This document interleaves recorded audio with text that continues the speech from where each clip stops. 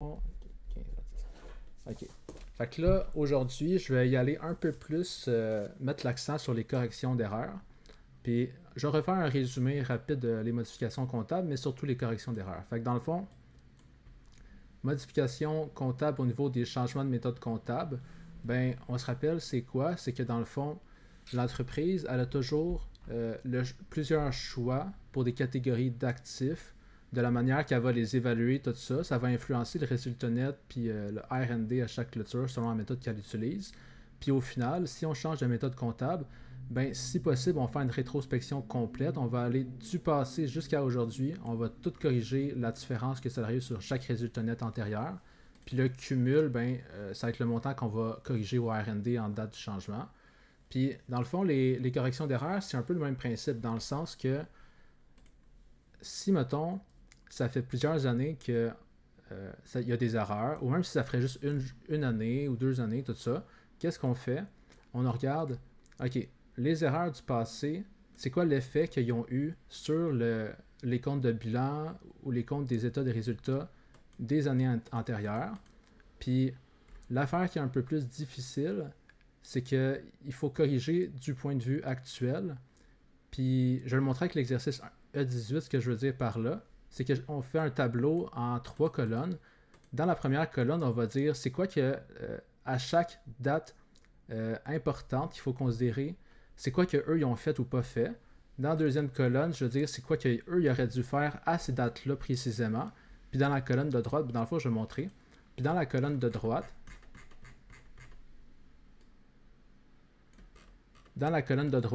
on dit c'est quoi l'ajustement pour amener l'erreur qu'ils ont faite, par exemple, au 31 décembre 2007. Mettons, ici, quand on fait l'exercice, je vais écrire c'est quoi qu'eux ils ont fait à cette date-là, ou qu'ils n'ont pas fait, qu'ils auraient dû. Puis là, ici, au milieu, c'est marqué ce qui aurait dû être passé comme écriture à cette date. Il faut marquer c'est quoi la vraie écriture qu'eux ils auraient dû faire à cette date-là.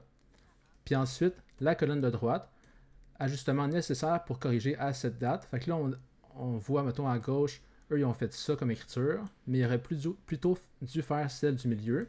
Puis l'écriture de droite ici, ajustement nécessaire, ça va permettre d'amener l'écriture de gauche qui a été faite vers celle qui aurait dû.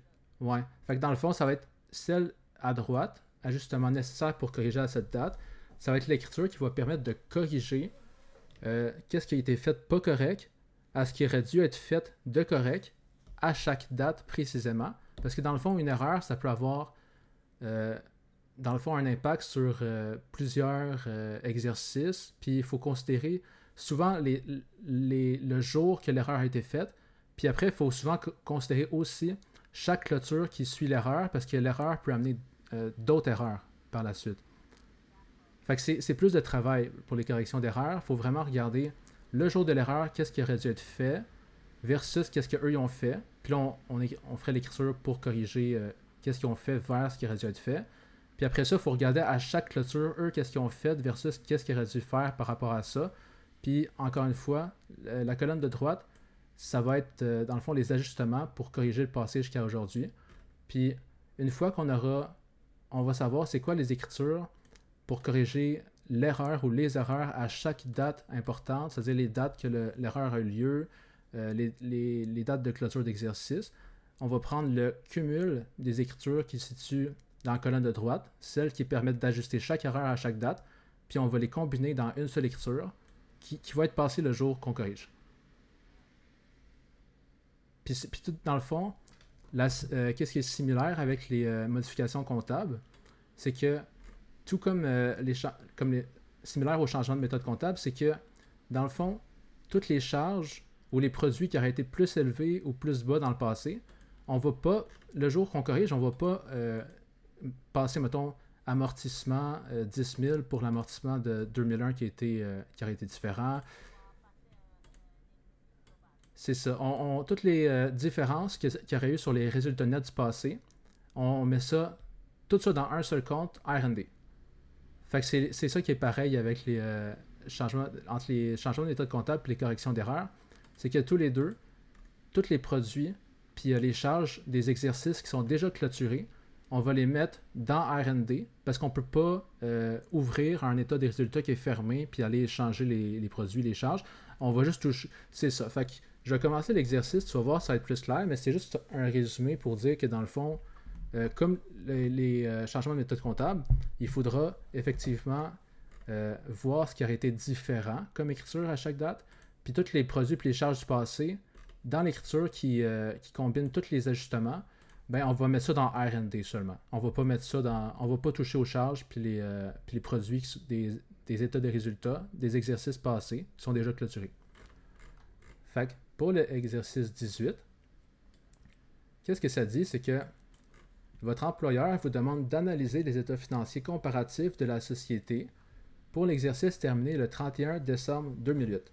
Fait qu'aujourd'hui, on est le 31 décembre 2008, puis là, notre employeur, il me dit que l'ancien comptable, il avait fait du mauvais travail, il a fait des erreurs.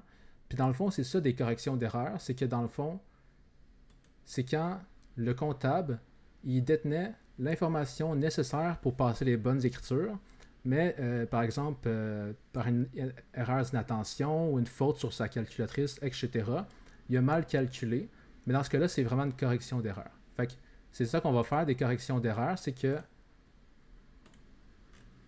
ça, l'ancien comptable, il a fait des erreurs, puis nous, aujourd'hui, au 31 décembre 2008, c'est maintenant nous qui travaillons pour corriger ces états financiers-là, puis on va passer l'écriture qui va corriger du passé jusqu'à maintenant l'effet cumulatif des erreurs.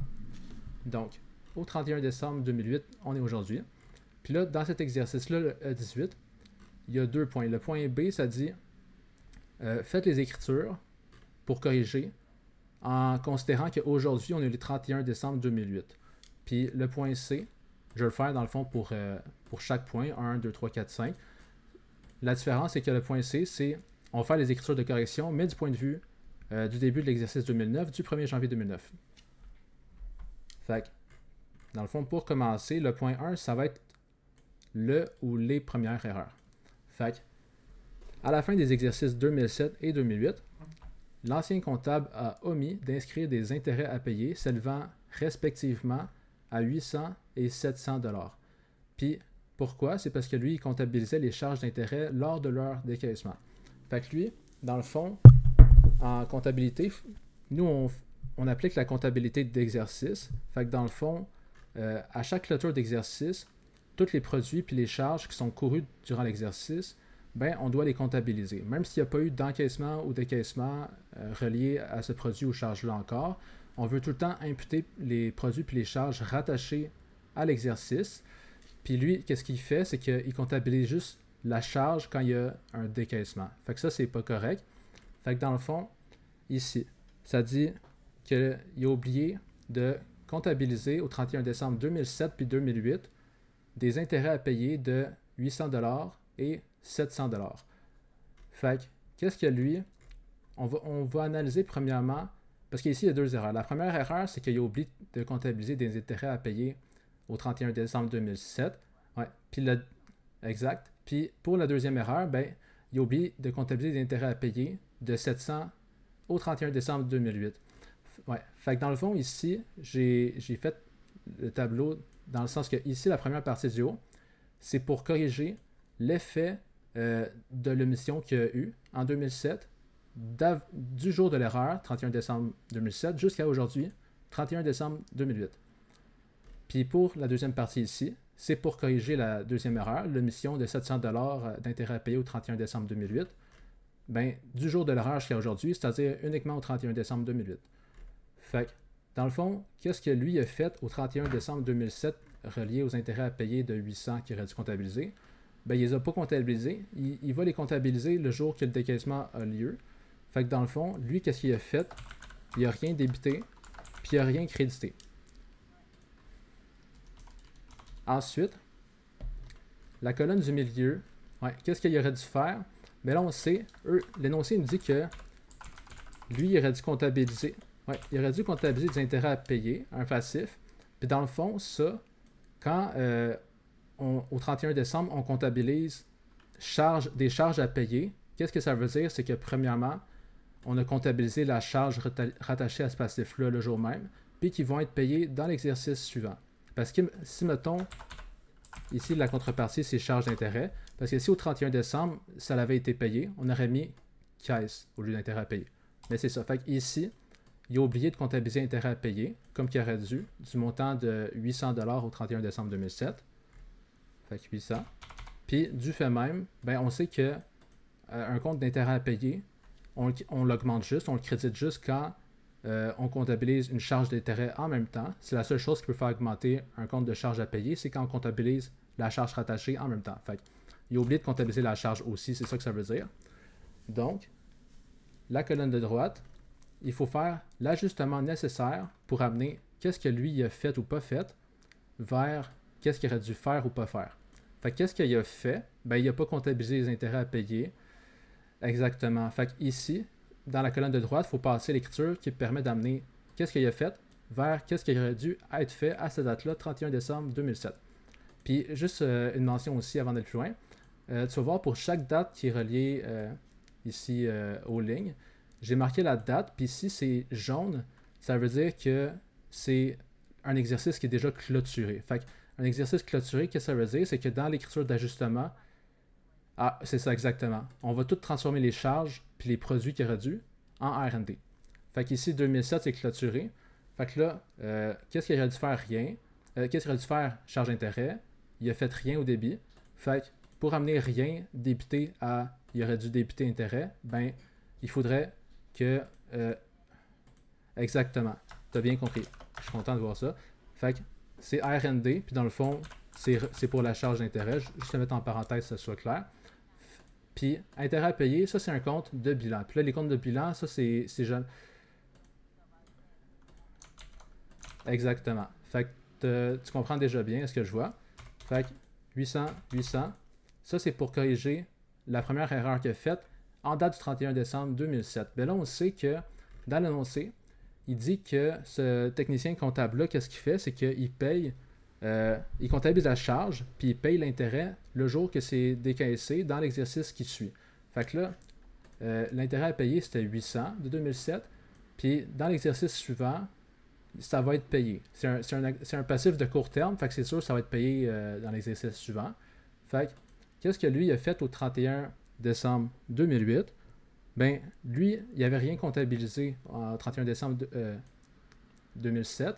Fait que j'ai écrit 31 décembre 2008, mais durant l'exercice 2008, qu'est-ce qu'il a fait? Ben, il a comptabilisé exactement. Exactement. Il a payé les intérêts, puis il a comptabilisé la charge le jour qu'il décaisse. Fait que ça, c'est pas bon, parce qu'à cause de ça, la charge d'intérêt est en ce moment est rattachée à 2008 au lieu de 2007. Fait que qu'est-ce qu'il a fait? C'est ça qu'il a fait.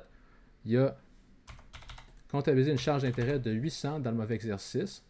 Puis là, qu'est-ce qu'il aurait dû faire? Puis là, ici, dans le fond, dans la colonne du milieu, il faut toujours faire pour qu'est-ce qui aurait dû être passé à cette date-là. On assume, à partir de la deuxième ligne ici, on fait comme si c'était l'écriture du milieu de la ligne d'en haut qui avait été passée.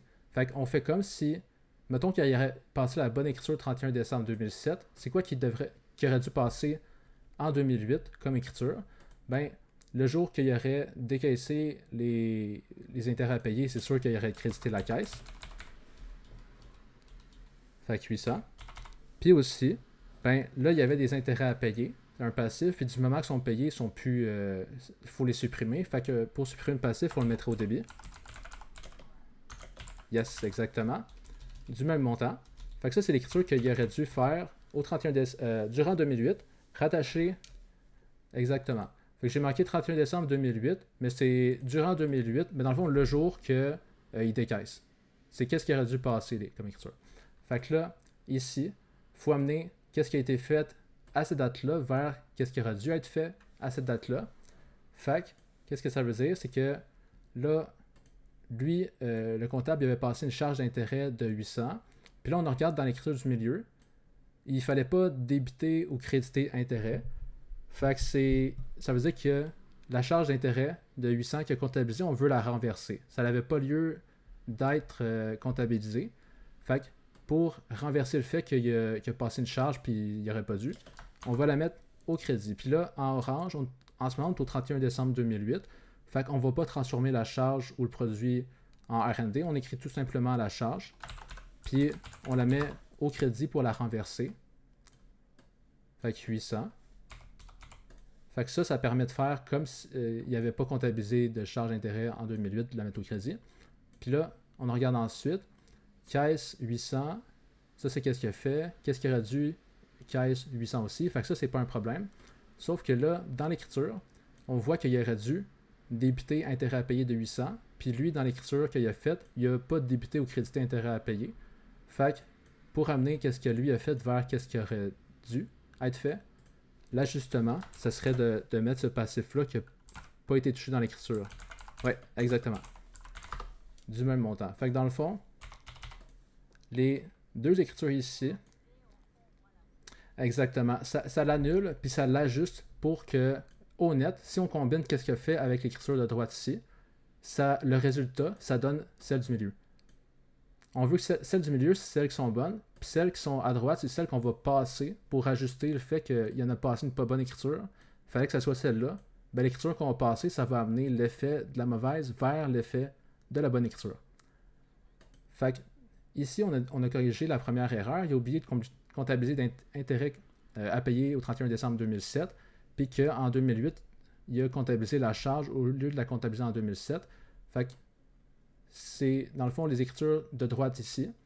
Les deux écritures, c'est celles qui corrigent ensemble la première erreur du fait qu'il a oublié de comptabiliser des charges, des intérêts à payer au 31 décembre 2007. Fait ensuite, là, on est rendu à la deuxième erreur à corriger. Fait que le jour de l'erreur, c'est la date initiale qu'on va mettre en premier. Fait que, qu'est-ce que lui, il a fait? Ben, il n'a rien fait. On dit... Ouais, exactement. Fait que rien, ça c'est qu'est-ce qu'il a fait. Puis ensuite, qu'est-ce qu'il aurait dû faire? Je te laisse essayer. Exactement. Fait que si, en ce moment, on est dans un exercice qui n'est pas clôturé, il n'a rien fait, puis ça c'est la bonne écriture qu'il aurait dû. Qu'est-ce que tu mettrais dans l'écriture? Ouais.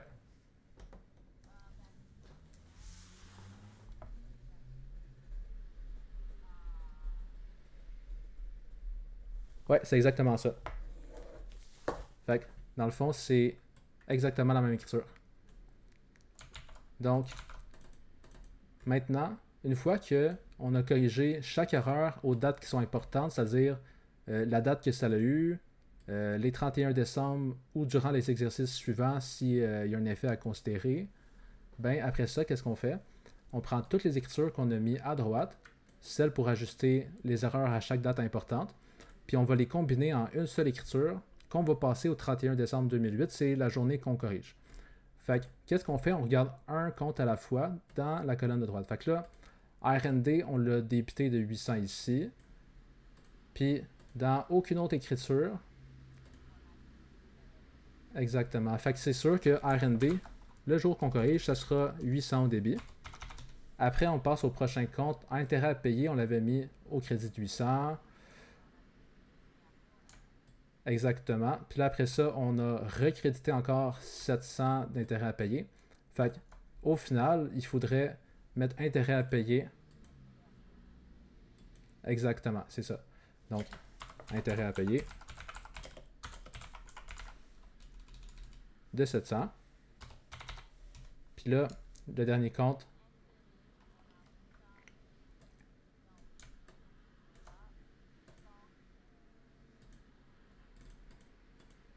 Oui, exactement. Donc, est-ce que je vois... Oui, exactement. Ça l'a écrit tout seul. Ouais. Mais c'est bon, à date, je vois que tu comprends très bien. Fait que...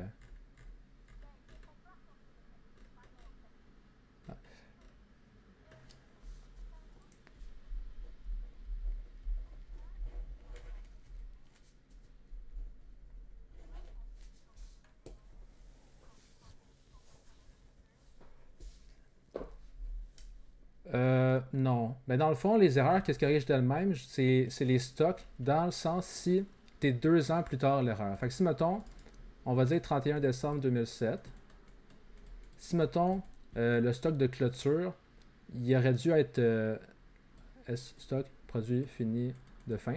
Fait que si le stock de produit fini à la fin, il était supposé être 5000 plus haut que celui qui est en ce moment.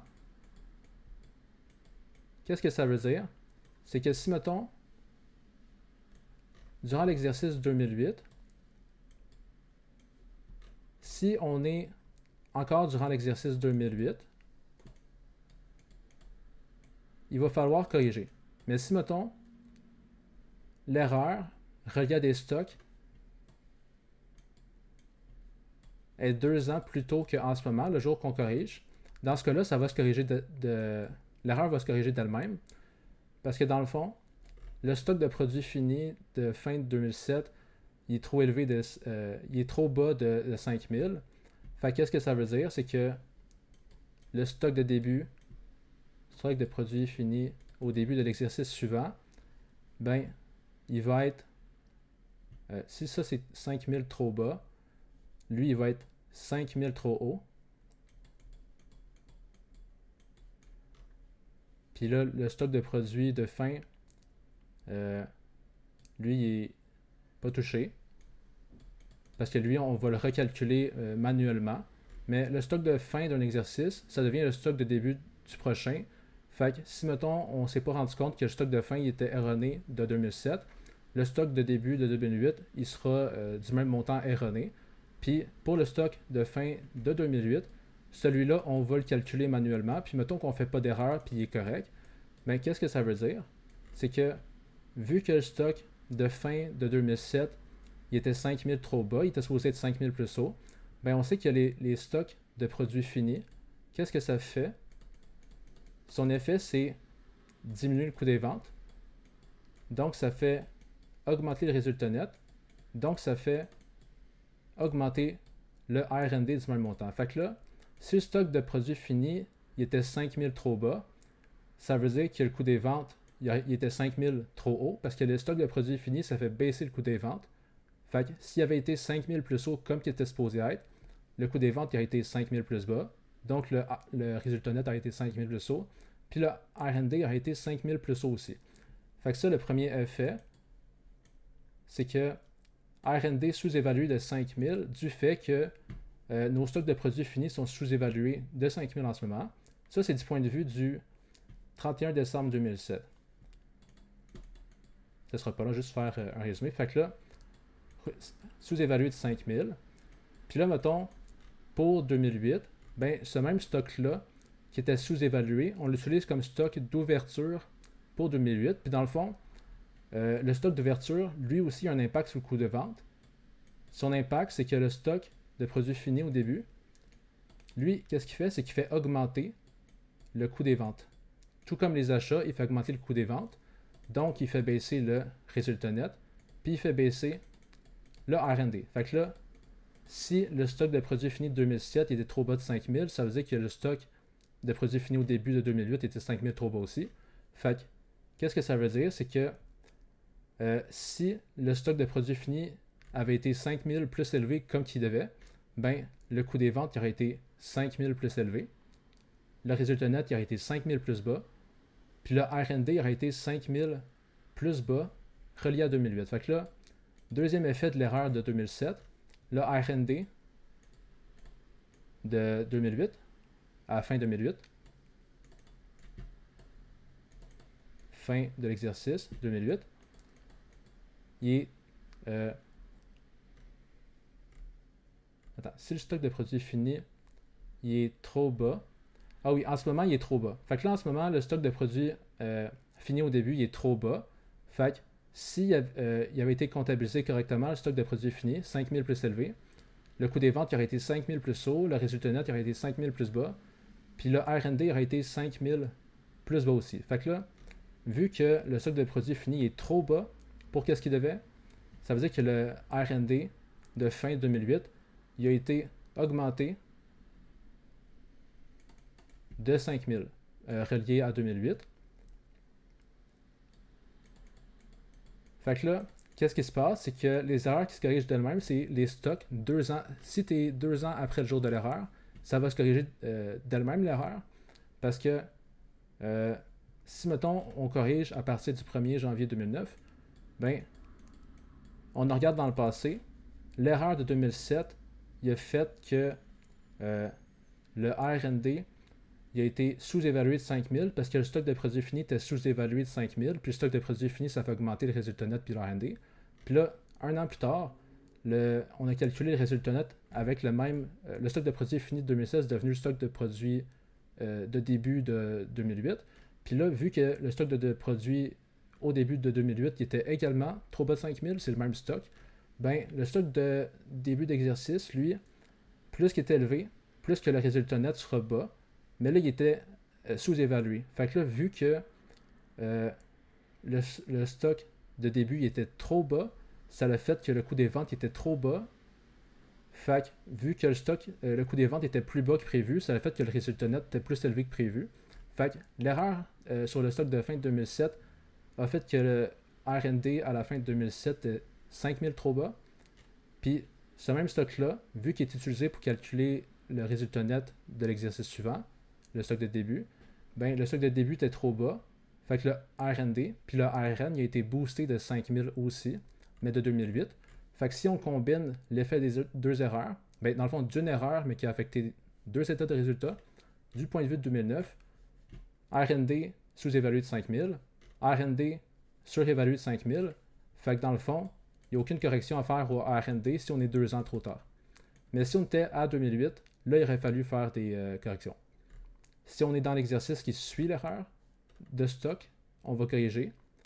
Mais si on est 2 ans plus tard, l'exercice dans lequel le stock de produits à la fin était erroné, on ne fait pas de correction parce que le R&D il sera corrigé de lui-même. Mais dans le fond, le point 5 du E18, ça va être là-dessus. Fait que ce sera un peu plus clair. Mais dans le fond, c'est ça. Les erreurs qui se corrigent d'elles-mêmes, c'est à cause que les stocks de fin deviennent les stocks de début de l'exercice suivant. Fait que le stock de début et le stock de fin ont un effet opposé sur le résultat net, donc un effet opposé sur le R&D. Fait que si on est 2 ans plus tard, l'année de l'erreur, mettons 2007, le stock de produits fini il était trop bas, fait que le résultat net il sera trop bas. Puis là, l'exercice suivant, ce même stock-là est envoyé au stock de début. S'il est trop bas, ça veut dire que le résultat net sera trop élevé de cet exercice-là. Fait que le R&D il sera augmenté du même montant. Puis si on combine les deux effets, ben 2 ans plus tard, il n'y a aucune correction à faire. Le R&D se corrige lui-même. Fait que, ouais. Puis là, dans le fond, tu viens d'arriver. Fait que qu'est-ce qu'on a fait à date, c'est le point 1. Puis c'était pour corriger des intérêts à payer qui n'ont pas été comptabilisés au 31 décembre 2007 puis 2008. Fait que là, on était rendu au point C, que dans le fond, là, en ce moment, on a fait l'écriture de correction du point de vue du 31 décembre 2008, le jour qu'on corrige. Fait que dans le fond, l'exercice 2008 n'est pas encore clôturé. Mais pour le point C, la variante, c'est que si, mettons, aujourd'hui, on est au 1er janvier 2009, puis que dans le fond, l'exercice 2008 est déjà clôturé, ce serait quoi l'écriture qu'on passerait plutôt ici le 1er janvier 2009? Fait que dans le fond, le truc, c'est que ce serait les mêmes écritures ici. La seule différence, c'est que ici, j'avais mis en orange les exercices qui n'étaient pas clôturés ici pour le point B. Si on est au 31 décembre 2008, les écritures de 2008 ne sont pas clôturées. Fait que dans le fond, vu qu'ils ne sont pas clôturés, les comptes de charge et des produits qu'on passait dans la colonne d'ajustement, on ne les transformait pas en R&D. Mais la seule différence, si mettons on est au 1er janvier 2009, c'est que 2008, maintenant du point de vue du 1er janvier 2009, il sera clôturé. Puis, c'est ça. Fait que dans le fond, vu qu'ils seront clôturés, les comptes de charges et de produits qu'on avait passés pour le point B, en assumant que 2008 n'est pas clôturé, si maintenant c'est clôturé, la seule différence dans les écritures, c'est que tous les comptes de charges et de produits qui ont été passés, reliés à 2008, vont être transformés en R&D parce que du point de vue du 1er janvier 2009, maintenant 2008 est clôturé, fait que les produits et les charges reliés à 2008, on les envoie dans R&D. Fait que juste copier-coller les écritures, ça va être la même chose, mais on va transformer dans la colonne de droite les charges et les produits reliés à 2008 en R&D. C'est la seule différence. Fait que dans la colonne de droite, là maintenant, avant, ici, 31 décembre 2008, c'était en orange parce que c'était pas clôturé. Maintenant, je l'ai mis en jaune parce que c'est clôturé du point de vue du 1er janvier 2009. Fait que la différence à faire, là, on regarde ici. Intérêt à payer sur un compte de bilan correct. Là, ici, on avait crédité charge d'intérêt. Puis là, vu que on est au 1er janvier 2009, les livres de 2008 sont maintenant clôturés, on va plutôt... Ouais, exactement. Dans le fond, c'est la seule chose à faire. Tu sais, tu n'as pas besoin de recommencer l'exercice. Tu vas juste regarder la colonne de droite. Tu dis, si maintenant 2009 il est clôturé, ben, la seule différence, c'est que les comptes de charges et des produits que j'avais mis pour l'exercice non clôturé, 2008, si on assume que maintenant ils sont plutôt clôturés, ils sont au 1er janvier 2009, ben on n'a pas le droit de débiter ou créditer des charges d'état de résultat clôturés. Fait que, vu que 2008 serait clôturé dans le point C, toutes les charges et les produits qu'on a passés en 2008 iraient plutôt en R&D. Ce serait la seule différence.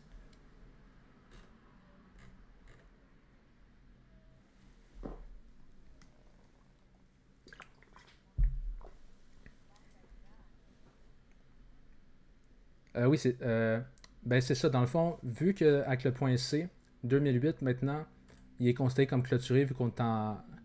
C'est ça que tu as dit dans le fond, c'est oui, dans le fond, toutes les charges et les produits qu'on avait passés dans 2008, si maintenant on fait la correction plus tôt du point de vue du 1er janvier 2009, on va les transformer en R&D. Fait que c'est ça le travail qu'on a à faire. On prend les mêmes écritures, mais la colonne de droite, les charges et les produits qui sont reliés à 2008. Maintenant, vu que dans le point C, ça dit qu'on est en 2009 puis 2008 tout clôturé, on les transforme en R&D. Fait que la première transformation, c'était ici. Au lieu de créditer charge d'intérêt, on ne peut pas, vu que c'est en 2008. Pour le point C, on est en 2008 est clôturé. Fait qu'on ne peut pas toucher à un compte de produit ou de charge d'un exercice clôturé. Fait qu'on transforme en R&D. Puis là, dans la première écriture ici, c'était déjà en R&D vu que c'était en 2007. Dans les deux cas, c'était déjà clôturé. Puis là, 2008 ici encore. Là, on avait débité charge d'intérêt. Puis là, on est en... Ah, exactement. Fait que dans le fond, c'est le seul travail supplémentaire à faire, c'est transformer les charges et les produits qu'on avait comptabilisés. Exactement. Fait que, ensuite, on a transformé les charges et les produits de 2008 si on dit que c'est plutôt clôturé. Puis pour le point B, on disait que c'était pas clôturé 2008. Fait que là, pour l'écriture qui va corriger les deux erreurs ensemble, dans le fond, on regarde la colonne de droite, puis on regarde les nouveaux comptes. Maintenant, c'est R&D au lieu de charge d'intérêt à deux endroits. Fait qu'on en regarde un compte à la fois. Fait que là, R&D ici, on l'avait débité de 800 pour corriger. Ensuite, là maintenant, il faut créditer de 800 pour corriger, vu que c'est clôturé. Puis, fait que 800 moins 800, fait que 0 ici le fait. Puis là, on a touché en R&D une dernière fois ici, pour le débité de 700. Fait que le montant qu'on mettrait dans R&D pour l'écriture, ça serait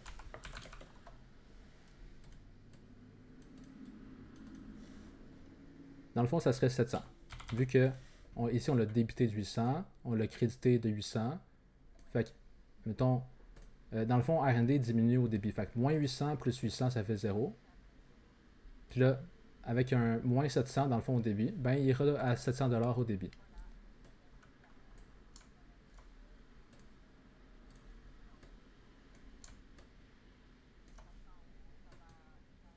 Oui, oui, exactement, c'est ça. Ici, plus 800, moins 800.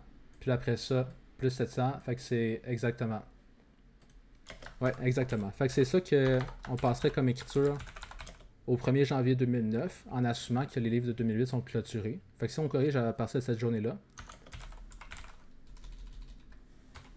ce serait plutôt ça l'écriture ici en bleu. Pour corriger les erreurs reliées aux intérêts à payer qui n'ont pas été faites. Mais si on corrige du point de vue de 1er janvier 2009 au lieu de 31 décembre 2008. La seule différence, c'est de transformer les charges et les produits d'exercice déjà clôturés en R&D.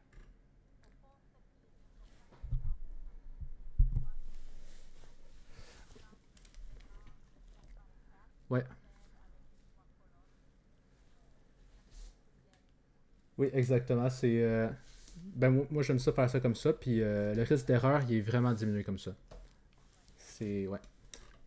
Fait que dans le fond, ça c'était pour le point 1, on a fait le B puis le C. Fait que là on arrive au point 2, les erreurs ou l'erreur du point 2. Fait que là, au 30 juin 2007, l'entreprise a déboursé, elle a crédité la caisse de 3600 $ pour obtenir une police d'assurance d'une durée de 2 ans, puis le montant total de cette police d'assurance-là a été passé en charge à cette date. Fait que là, le point B, qu'est-ce qu'on fait en premier? C'est, si on corrige du point de vue du 31 décembre 2008, c'est quoi qu'on va passer comme écriture pour corriger cette erreur-là? Fait que dans le fond, en orange, c'est les exercices qui ne sont pas clôturés. Et au point B, ce serait juste 2008.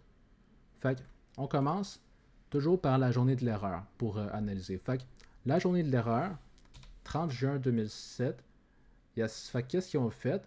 Ils ont fait, premièrement, ils ont crédité la caisse. Ils ont payé 3600. Puis là, pour la suite, pour savoir c'est quoi le compte, dans le fond, faut le savoir, mais il faut analyser un peu. Dans le fond, une police d'assurance, ça revient à dire que tu payes pour des assurances d'avance. Tu sais, des assurances, c'est une charge, mais si tu achètes une police d'assurance, c'est différent. C'est une charge payée d'avance. Dans le fond, les charges payées d'avance, c'est un actif, puis ça vaut au débit aussi, autant que les charges. Les actifs, les charges, ça vaut au débit. Sauf que quand tu payes d'avance pour des charges, le jour que tu payes d'avance, ça s'en va à l'actif. Puis eux, qu'est-ce qu'ils ont fait? C'est que au lieu de mettre, mettons, assurance payée d'avance au débit en actif, ils ont mis charge d'assurance au débit de 3600 $. Mais ça ne fonctionne pas parce que dans le fond, le 3600 $, c'est l'entreprise à paye d'avance une charge des assurances payées d'avance, une charge payée d'avance d'une durée de 2 ans. Fait que dans le fond, ça revient à dire que l'entreprise a payé d'avance la charge d'assurance pour les 24 prochains mois aujourd'hui.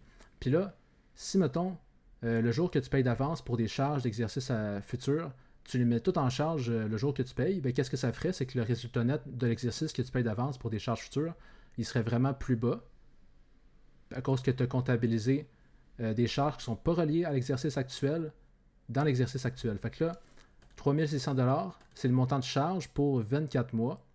Pour les 24 mois qui suivent le 30 juin 2007. Puis eux, qu'est-ce qu'ils ont fait?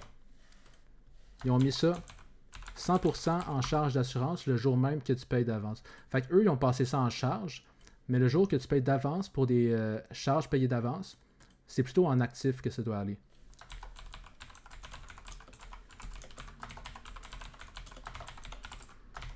Fait que ça, c'est important de s'en rappeler. Quand il y a des charges qui sont payées d'avance, ça va à l'actif.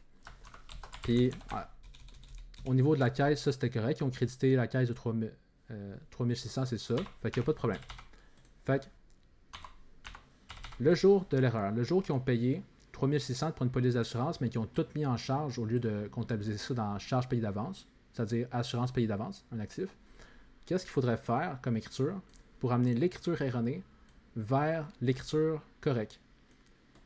Fait que là, si on regarde premièrement la caisse, dans les deux cas, ils ont crédité, eux ils ont crédité la caisse de 3600, il fallait créditer la caisse de 3600, fait que ça c'est pas une erreur, c'est correct. Fait qu'on regarde les comptes du haut, eux ils ont passé en charge d'assurance 3600, mais si on regarde l'écriture qui aurait dû être faite à cette date-là, exactement, fait que là, eux il n'y avait pas d'affaire à passer de charge cette journée-là. C'était plutôt un actif, une charge payée d'avance qui aurait dû être comptabilisée. Fait que pour annuler le fait qu'ils ont comptabilisé une charge puis qu'ils n'auraient pas dû, on va la mettre au crédit dans l'écriture de droite, l'ajustement nécessaire pour corriger l'erreur, pour l'amener vers l'effet de l'écriture du milieu, celle qui aurait dû être faite à cette date-là. Fait que, au crédit charge d'assurance, eux ils ont débité ça de 3600. Moi, je vais créditer de 3600. Fait que ça va faire comme s'ils n'avaient jamais fait ça, eux autres. Pour annuler l'erreur. Puis là, ensuite, on regarde. Eux, ils n'ont pas de comptabilisé d'assurance payée d'avance. Mais il y aurait, dans la bonne écriture, celle qui aurait dû être faite, il aurait dû comptabiliser au débit assurance payée d'avance. Fait que, vu qu'ils ne l'ont pas comptabilisé, puis qu'ils auraient dû le comptabiliser. Exactement. Puis là maintenant, il faut toujours se demander, est-ce que l'écriture que je passe en ce moment, c'est un exercice qui est déjà clôturé ou pas clôturé? Fait que là, ici, c'est au 30 juin 2007. Puis là, en ce moment, au 31 décembre 2008. Fait que l'exercice 2007, il est déjà clôturé. Fait que là, qu'est-ce qu'il faudrait faire? Ouais, exactement. Toutes les produits, les charges que j'ai passées dans des exercices que j'aurais passé dans des exercices clôturés, ben, c'est plutôt R&D qui va être affecté dans l'écriture qu'on va passer aujourd'hui au 31 décembre 2008. Fait que ça, c'est qu'est-ce qu'ils ont fait au 30 juin 2007. Puis là, au 31 décembre 2007, il faut se demander, eux, qu'est-ce qu'ils ont fait relié avec cette police d'assurance-là. Parce que dans le fond, on se rappelle, dans le fond, une police d'assurance, c'est un peu comme de la dette, tout ça, des produits financiers. À travers le temps, à chaque clôture, il faut que tu comptabilises la portion qui est rattachée à l'exercice. Ouais. Puis, ouais, dans le fond, pour une police d'assurance, c'est différent. C'est pas de l'actualisation, mais dans le fond, ce que je voulais dire, c'est rattaché à l'exercice que dans le fond. Oui, c'est ça, tu as bien compris. Donc, juillet, août, septembre, octobre, novembre. Ouais, c'est bien 6 mois, fait que c'est ça. Fait que eux, dans le fond, ils ont comptabilisé 100% de la police d'assurance en charge le jour même qu'ils avaient acheté la police. Fait que, est-ce que eux, qu'est-ce qu'ils auraient fait au 31 décembre 2007? C'est sûr qu'ils n'ont pas comptabilisé de charge d'assurance. Ouais, exactement. Eux, ils ont tout comptabilisé à charge le jour qu'ils ont acheté. Puis, pour la suite, pour les 24 mois qui suivent l'achat de la police d'assurance, ils n'ont pas comptabilisé de charge d'assurance parce qu'ils l'ont 100% comptabilisé le jour même. Quand on sait qu'il faut plutôt la charge d'assurance sera répartie à travers le temps, à travers les 24 mois, sur les exercices durant lesquels elle s'étend. Fait qu'ils n'ont rien fait. Puis là, comme tu as dit, tu avais raison. Qu'est-ce qu'il aurait dû faire?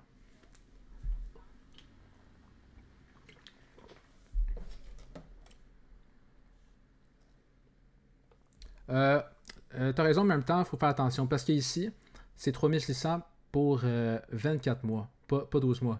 Fait que dans le fond, ça serait pas la moitié, ça serait un quart. Un quart.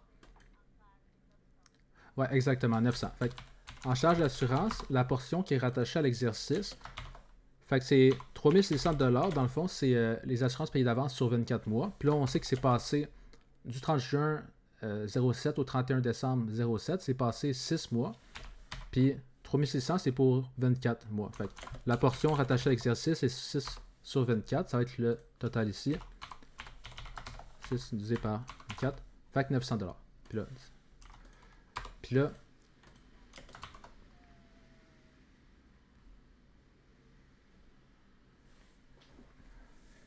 exactement. C'est ça le principe avec une charge payée d'avance. Le jour que tu l'ajoutes d'avance, tu mets ça dans l'actif, tu crédites la caisse. Puis à chaque clôture, tu vas la créditer d'une partie, diminuer sa valeur comptable, puis du même montant, tu vas comptabiliser la charge rattachée. Fait que ici, on va diminuer l'actif assurance payée d'avance pour la charge d'assurance rattachée à l'exercice, pour les 6 mois qui s'est passé depuis l'achat. Fait que du même montant ici, 900. Fait que là, on arrive dans la colonne de droite. C'est quoi l'écriture qui permettrait d'ajuster au 31 décembre 2007 le fait qu'ils n'ont rien comptabilisé, mais qu'ils auraient dû comptabiliser cette écriture-là, la charge d'assurance de 900.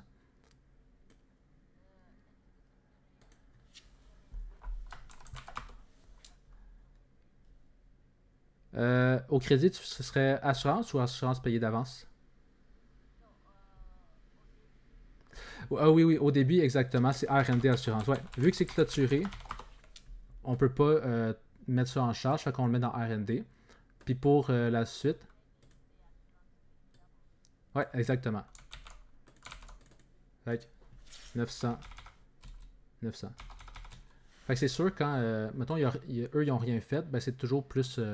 C'est un peu moins compliqué de savoir c'est quoi l'écriture à droite. Mais jamais oublier que si c'est un exercice clôturé, vraiment mettre R&D. Mais comme tu as fait, c'est bien ça. Ouais, tu l'as bien fait, c'est bien ça. Fait que ensuite, ouais, fait que là, on arrive au 31 décembre 2008. Puis là, la police d'assurance est encore en vigueur. C'était un 24 mois. Fait que, est encore en vigueur. Fait que là, premièrement, eux, c'est quoi qu'ils ont fait? Ouais, exactement. Ils n'ont rien fait. Puis, qu'est-ce qu'il aurait dû faire, sachant qu'il y a 12 mois que c'est passé?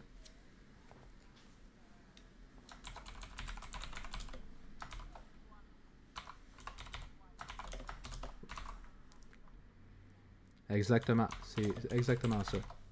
Fait que là, ensuite, ben, c'est le même principe pour... faut diminuer les assurances payées d'avance. Fait que, on comptabilise la charge de 12 mois. Fait que,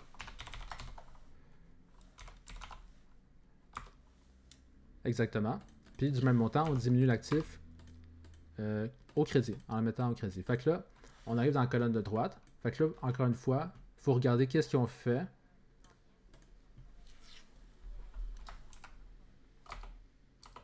Attention, ici, 31 décembre. Mettons, on corrige au point B du point de vue du 31 décembre 2008. Puis là, ça, c'est au 31 décembre 2008.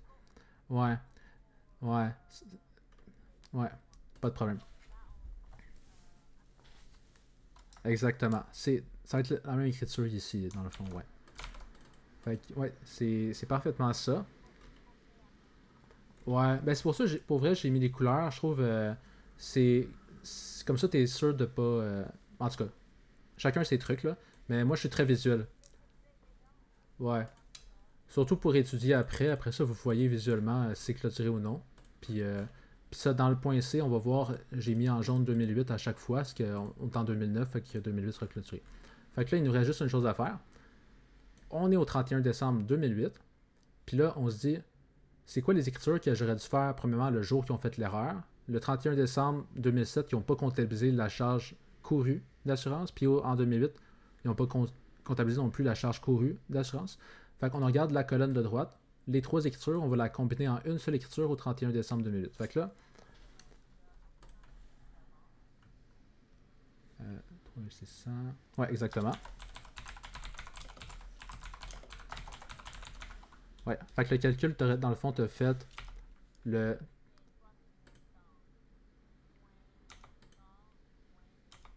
Exactement. Fait que c'est bien ça. C'est le seul qu'on veut qui reste dans ce compte-là. Parce que dans le fond, c'est logique parce que dans le fond, là, c'était 30 juin 2007. Ça va aller jusqu'au 30 juin 2009. Fait que là, dans le fond, il va rester juste 6 mois. Fait que si on vérifie, on fait 6 divisé par 24 fois 3600. Ben, c'est bien 900 qui doit rester pour les 6 prochains mois. Fait ensuite, une fois qu'on a supprimé l'assurance payée d'avance, on regarde le prochain compte qu'on veut mettre dans l'écriture.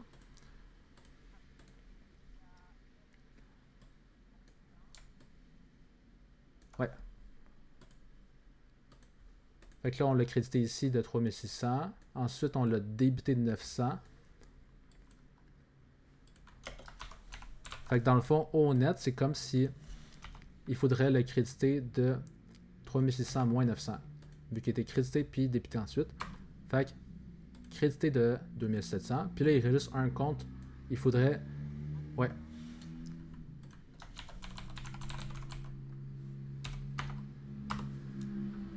Ouais, exactement.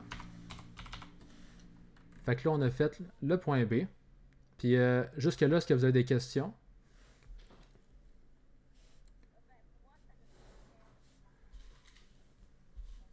Ouais. Ben c'est ça, j'ai vu dans les solutions du MGBDL, ils font pas comme cette méthode-là.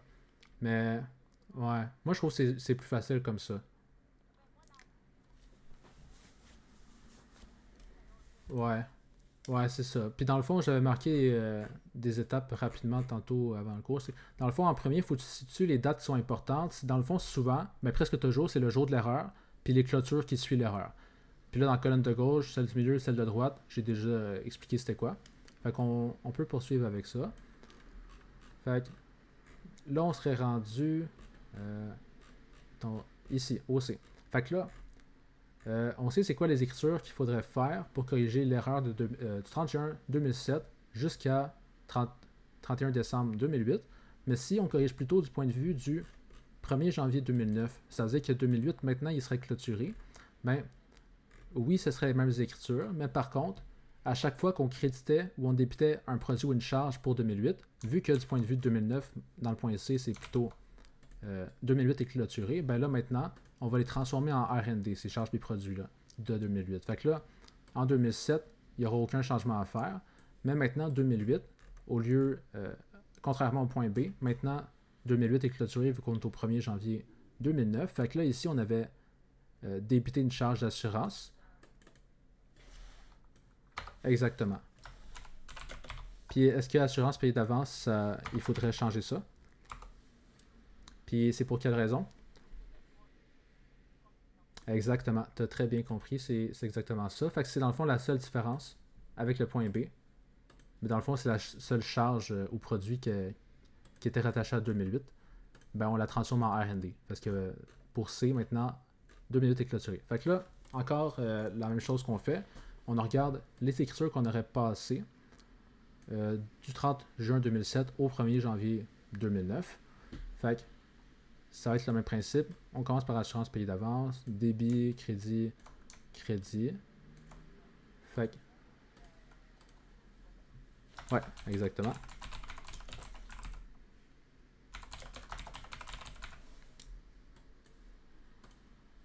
Fait que 900 au débit. Puis là, ensuite,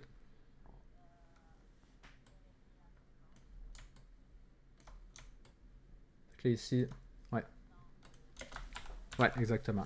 Fait que dans le fond, on part du haut, on l'a crédité de 3600, moins 900 parce qu'on l'a débité, moins 1800 parce qu'on l'a débité. Fait qu'au final, on l'a crédité de 900 de plus qu'on l'a débité. Fait que ça va au crédit. Puis ça complète le point C pour le numéro 2. Fait que c'est le même principe pour chaque exercice. Mais vous allez voir le point 5 relié au... le point 4 aussi, là, mais point 5, là, ça commence à être mélangeant quand c'est au niveau des stocks. Comme j'expliquais tantôt, avec l'exemple ici, c'est parce que si tu fais une erreur sur ton stock de clôture d'un exercice, ça va amener une erreur dans l'exercice suivant parce que le stock de clôture d'un exercice devient toujours le stock d'ouverture de l'autre. Puis les deux ont un effet différent sur le résultat net, sur le R&D. Le stock de produit à la fin, son rôle, c'est de faire diminuer le résultat net. Le stock de début d'exercice, son rôle, c'est de faire augmenter le résultat net. Fait que c'est un peu plus de réflexion quand c'est avec les niveaux des stocks. Fait qu'on va continuer. 2.3. OK.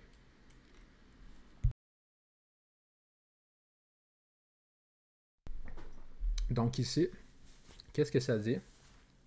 Puis celui-là aussi, il est difficile, vous allez voir.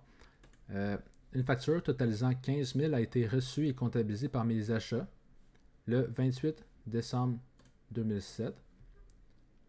Fait que eux, ils ont comptabilisé un achat le 28 décembre 2007. Puis là, on continue à lire pour savoir s'il y a une erreur ou non pour ce fait-là. Alors qu'elle aurait dû l'être en 2008. Puis là, pourquoi ils disent ça? Si on continue à lire, les marchandises ont été effectivement reçues le 5 janvier 2008. Ne figuraient pas sur les feuilles d'inventaire au 31 décembre 2007. Puis là, ici, il nous donne la réponse, alors que dans le fond, l'achat aurait dû être comptabilisé en 2008 au lieu de 2007. Mais si on veut savoir pourquoi, c'est à cause que... c'est pas marqué. Moi, quand j'avais fait le cours, il me semble que c'était marqué ici, par mes achats, alors qu'elle aurait dû... Ouais, moi, c'est parce que c'était marqué ici, alors qu'elle aurait dû être comptabilisée en 2008. C'était marqué, l'entreprise utilise FAB point d'arrivée ou de livraison. Puis là, ben là, ouais, s'ils ne voulont pas marquer, c'est peut-être parce que vous, ils ne veulent pas que ce soit sujet à examen, mais je vais l'expliquer rapidement quand même, c'est important pour tous les cours de comptabilité subséquents. Fait que FAB, point d'arrivée ou livraison. Puis là, vous allez voir, je suis très visuel. J'avais fait un exemple il y a longtemps là-dessus, sur les FAB. Fait que là, dans le fond, nous, on est du point de vue de l'acheteur.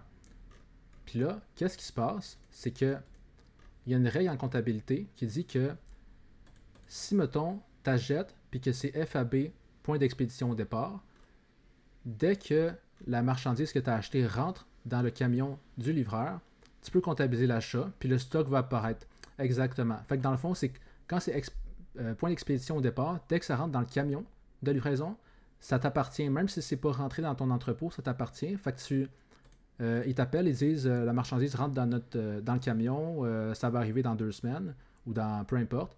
Mais dès que ça rentre dans le camion, même si tu l'as poursuivi dans ton entrepôt, tu vas passer l'écriture comptable, mettons au 28 décembre, puis c'est ça. Tu as le droit de la comptabiliser, l'achat. Puis eux, ils vont comptabiliser la vente en même temps, vu que c'est FAB point d'expédition. Mais là, ici, c'est pas marqué, mais c'était ça quand j'ai fait le cours. C'est dans le fond, l'entreprise utilise FAB point d'arrivée ou livraison.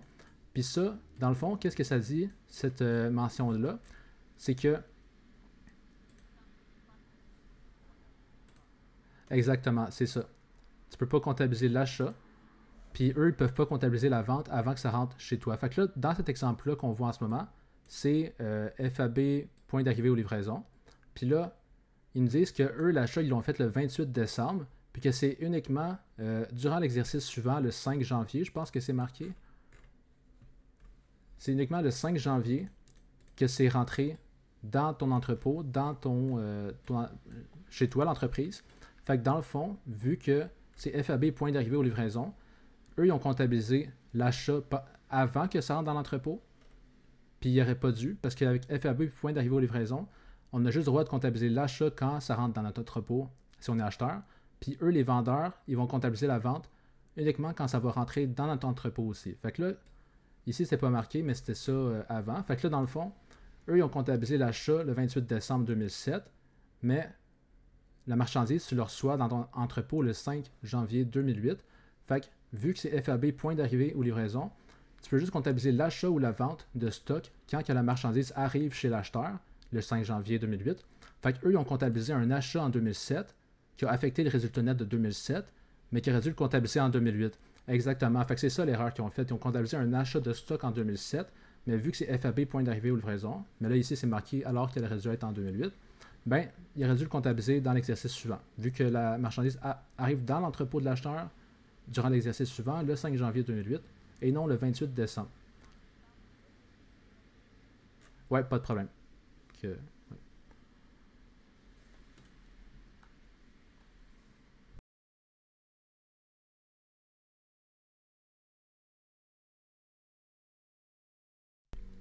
Est-ce que tu avais des questions là-dessus, Cass, ou sur le sujet relié à ça?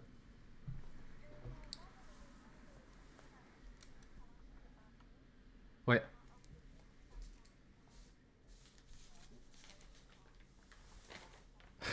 ouais, super. Puis, ouais.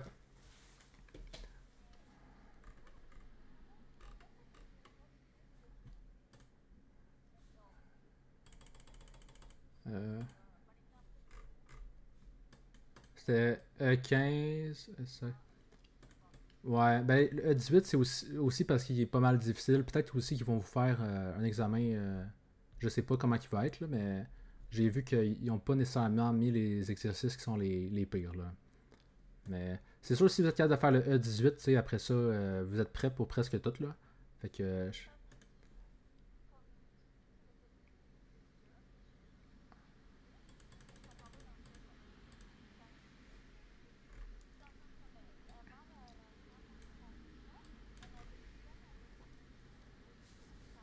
Ah ouais.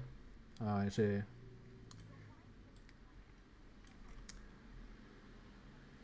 Ouais. Peut-être qu'ils vont y aller plus mollo aussi sur l'examen final. Parce que c'est sûr, c'est des examens. Ouais. Si c'est sûr, thème 6 puis thème 7, c'est pas mal les plus difficiles.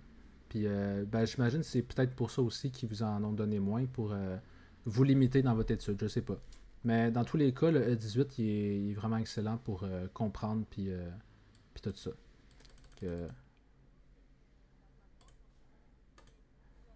ouais. Ouais, ben je suis très d'accord. Moi, en tout cas, je vais pas parler de mon prof, mais lui, c'était vraiment, tu sais, fallait faire dans notre tête les liens entre, il écrit quelque chose là, quelque chose là, quelque chose. Fait que c'est sûr, c'était un peu difficile, mais tu sais, c'est ça. Puis un truc aussi relié à ce qu'on dit, tu sais, j'écris, mettons, fait par l'entreprise, ce qui aurait dû être fait à cette date-là, puis l'ajustement nécessaire. En examen, c'est sûr que vous êtes un peu limité dans le temps. Fait que, comme tableau, qu'est-ce que vous pouvez faire? Vous marquez vraiment pour faire ça rapide pour que ça soit clair. Colonne 1, fait, ce que l'entreprise a fait. Deuxième colonne, aurait dû, ce qui aurait dû être passé comme écriture à cette date-là, aurait dû. Puis, à droite, ajustement. C'est les seuls mots-clés que vous devez vous rappeler pour votre tableau. T'sais, pas besoin de faire une belle phrase comme j'ai fait, c'était juste pour que ce soit clair. Mais en examen, vous êtes limité dans le temps. Puis si vous le faites comme ça va être autant clair. Avec un peu de pratique, vous savez de quoi on parle quand on dit aurait dû. Ben, c'est l'écriture qui aurait dû être passée à cette date-là. À cette date-là. Puis eux, qu'est-ce qu'ils ont fait? Ben, qu'est-ce qu'ils ont fait comme écriture à cette date-là? Versus qu'est-ce qui aurait dû être fait à cette date-là? Ben, l'ajustement. L'ajustement, c'est relié à la date en question. Fait que l'ajustement, ça va permettre d'amener l'écriture erronée. Dans le fond, si on combine l'écriture qui a été faite plus l'écriture d'ajustement pour une ligne, comme résultat, ça donne qu'est-ce qui aurait dû être fait. Si on combine qu'est-ce qui a été fait plus l'ajustement, c'est ça le but, c'est l'ajustement, on la combine à ce qui a été fait pas correct, puis ça donne l'effet de l'écriture qui aurait dû être fait. Fait que ça, c'était juste pour... moi, c'est ça que j'avais fait, puis c'est ça, je trouve ça. Vous n'avez pas besoin de vous casser la tête à écrire un tableau parfait. Juste comme ça va être faire la job vraiment. Fait que ensuite, fait que là, qu'est-ce qu'on disait? Point 3. Point 3. Exactement. Fait que eux, qu'est-ce qu'ils ont fait? Ouais. Fait qu'ils ont comptabilisé un achat de marchandises. Fait que achat charge. Puis là, mais dans le fond, on sait que la facture a été payée pas en 2008. Fait que c'est sûr qu'ils n'ont pas crédité la caisse, ils ont crédité fournisseur. Fait que eux, c'est ça qu'ils ont fait. Puis là, qu'est-ce qu'il aurait dû faire? Ah oui, 15 000, 15 000. Ouais, parfait, merci. Fait ensuite, qu'est-ce qu'eux, ils auraient dû faire comme écriture au 28 décembre 2007? Non, c'est pas ça. Puis dans le fond, qu'est-ce que c'est marqué? Qu'est-ce qui aurait dû être fait? Mais ça se peut aussi, c'est qu'est-ce qui aurait dû pas être fait. Où je veux en venir, c'est que... Exactement. Parce que dans le fond, c'est ça qu'il faut se rappeler des fois. L'erreur, c'est qu'ils ont comptabilisé quelque chose qui n'aurait pas dû être comptabilisé. Fait qu'ici, il n'y aurait rien dû... Ouais, ça... Je ne l'ai pas marqué ici, mais c'est ça que... Des fois, c'est ça qui... La bonne chose à faire, c'est que des fois, il aurait dû rien faire.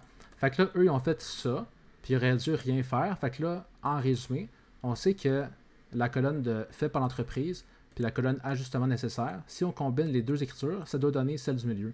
Fait que là, on veut que ça donne rien au débit, rien au crédit. Autrement dit, on va juste renverser l'écriture qu'ils ont faite, on va créditer qu'est-ce qu'ils ont débité, on va débiter qu'est-ce qu'ils ont crédité. Fait qu'ils ont crédité fournisseur, nous on va le débiter pour supprimer cela, du même montant.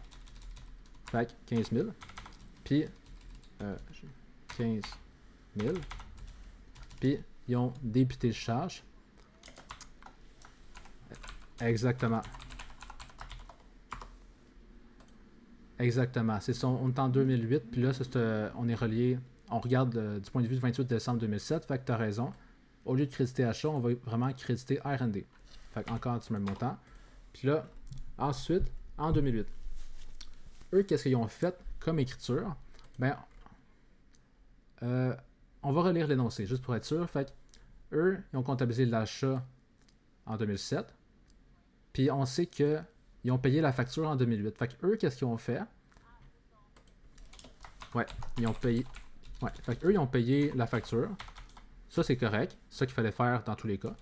Puis, ben, ils avaient comptabilisé un passif. Fait que c'est sûr qu'ils l'ont supprimé le jour qu'ils payent la. Ouais, c'est exactement ça. Fait que eux, c'est qu'est-ce qu'ils ont fait? Ils ont juste réglé la facture. Ils n'ont pas comptabilisé l'achat en 2008, comme il aurait dû. Fait que là, qu'est-ce qu'ils auraient dû faire au 5 janvier 2008, le jour que ça rentre dans l'entrepôt FAB point d'arrivée aux livraisons? Fait que le jour que ça rentre dans l'entrepôt avec cette mention-là, l'acheteur doit comptabiliser l'achat, puis le vendeur doit comptabiliser la vente quand ça rentre dans l'entrepôt. Fait que là, le 5 janvier 2008, ouais, exactement. Fait que achat 15 000. Puis, exactement, c'est bien ça. Ils ont payé, puis en même temps, ils ont reçu quand c'est rentré en entrepôt. Fait que ça, c'est qu'est-ce qu'ils auraient dû faire à cette journée-là, 5 janvier 2008. Qu'est-ce qu'eux, ils ont fait? Ben, ils ont juste remboursé la dette qu'ils s'avaient créée d'avance pas correctement. Fait que pour ajuster, qu'est-ce qu'ils ont fait vers qu'est-ce que ça doit être cette journée-là? L'écriture d'ajustement. Fait que là, eux, ils ont débité fournisseur, puis dans l'écriture ici, on n'a pas débité ou crédité. C'est ça. Eux, ils ont vraiment supprimé fournisseur, mais on n'a pas débité ou crédité fournisseur ici dans l'écriture qu'il aurait dû faire. Puis la raison, ben, c'est parce que si on regarde au 28 décembre 2007, l'écriture à faire, c'était rien. On n'avait pas comptabilisé de fournisseur. On fait juste payer le jour même. Fait qu'eux, ils ont comptabilisé un fournisseur. Puis là, on voit dans l'écriture du milieu, on n'a pas débité ou crédité fournisseur. Fait que c'est sûr qu'il faut le supprimer, ce fait-là. Ça n'a pas lieu d'être. On veut atteindre le résultat de l'écriture du milieu. Fait qu'on supprime ça ici. C'est pas bon. Fournisseur au crédit pour supprimer le fait qu'ils l'ont débité. Fallait pas. Fait que ça va... Ouais, ça va ramener ça à zéro l'effet. Puis là, ensuite, ils ont crédité la caisse. Il fallait effectivement créditer la caisse. Fait que ça, c'est correct. Pas d'ajustement. Sauf que eux, ils n'ont pas comptabilisé l'achat qu'on voit ici au milieu. Puis on veut que le résultat de l'écriture de rouge plus vert, ça donne le résultat de celle du milieu. Fait que veut pas, on n'a pas le choix, il faudra comptabiliser la charge d'achat qu'eux, ils n'ont pas comptabilisé, qui aurait dû comptabiliser en 2008 et non en 2007. Fait que, achat, puis là, on se demande toujours, est-ce qu'on est dans un exercice clôturé ou non clôturé? Puis là, 5 janvier 2008, on est bien, en ce moment, pour le point B, on corrige le point de vue du 31 décembre 2008, fait que, en orange, c'est livre ouvert. Fait que c'est correct, on ne va pas transformer ça en R&D. Vu qu'on est en 2008 encore, les livres ne sont pas fermés, ne sont pas clôturés. On ne transforme pas les charges et les produits en R&D. Fait que, une fois qu'on a fait le travail, à la date de l'erreur, puis à la date que eux, la marchandise est arrivée, eux, ils ont fait l'erreur de comptabiliser l'achat en 2007. Ils ont fait l'erreur de ne pas comptabiliser d'achat en 2008. Fait que, si on combine les deux écritures d'ajustement, pour ces deux dates-là, les corrections qui auraient été faites, ben, qu'est-ce qu'on passerait comme écriture aujourd'hui?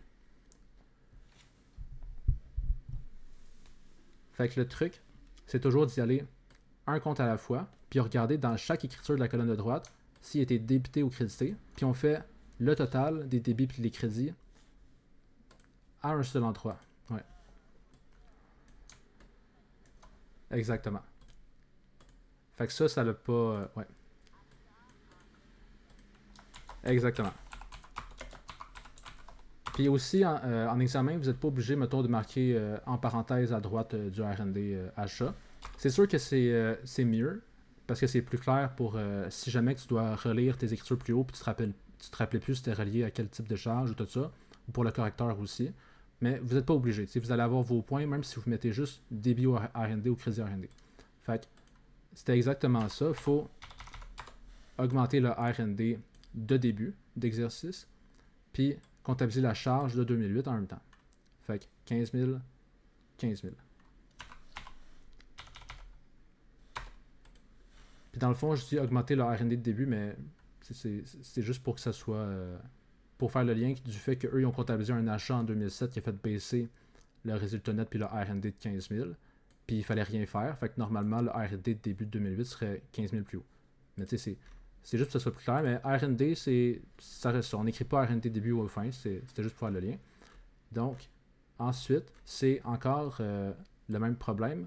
Mais c'est du point de vue de 1er janvier 2009. Ce serait quoi les écritures?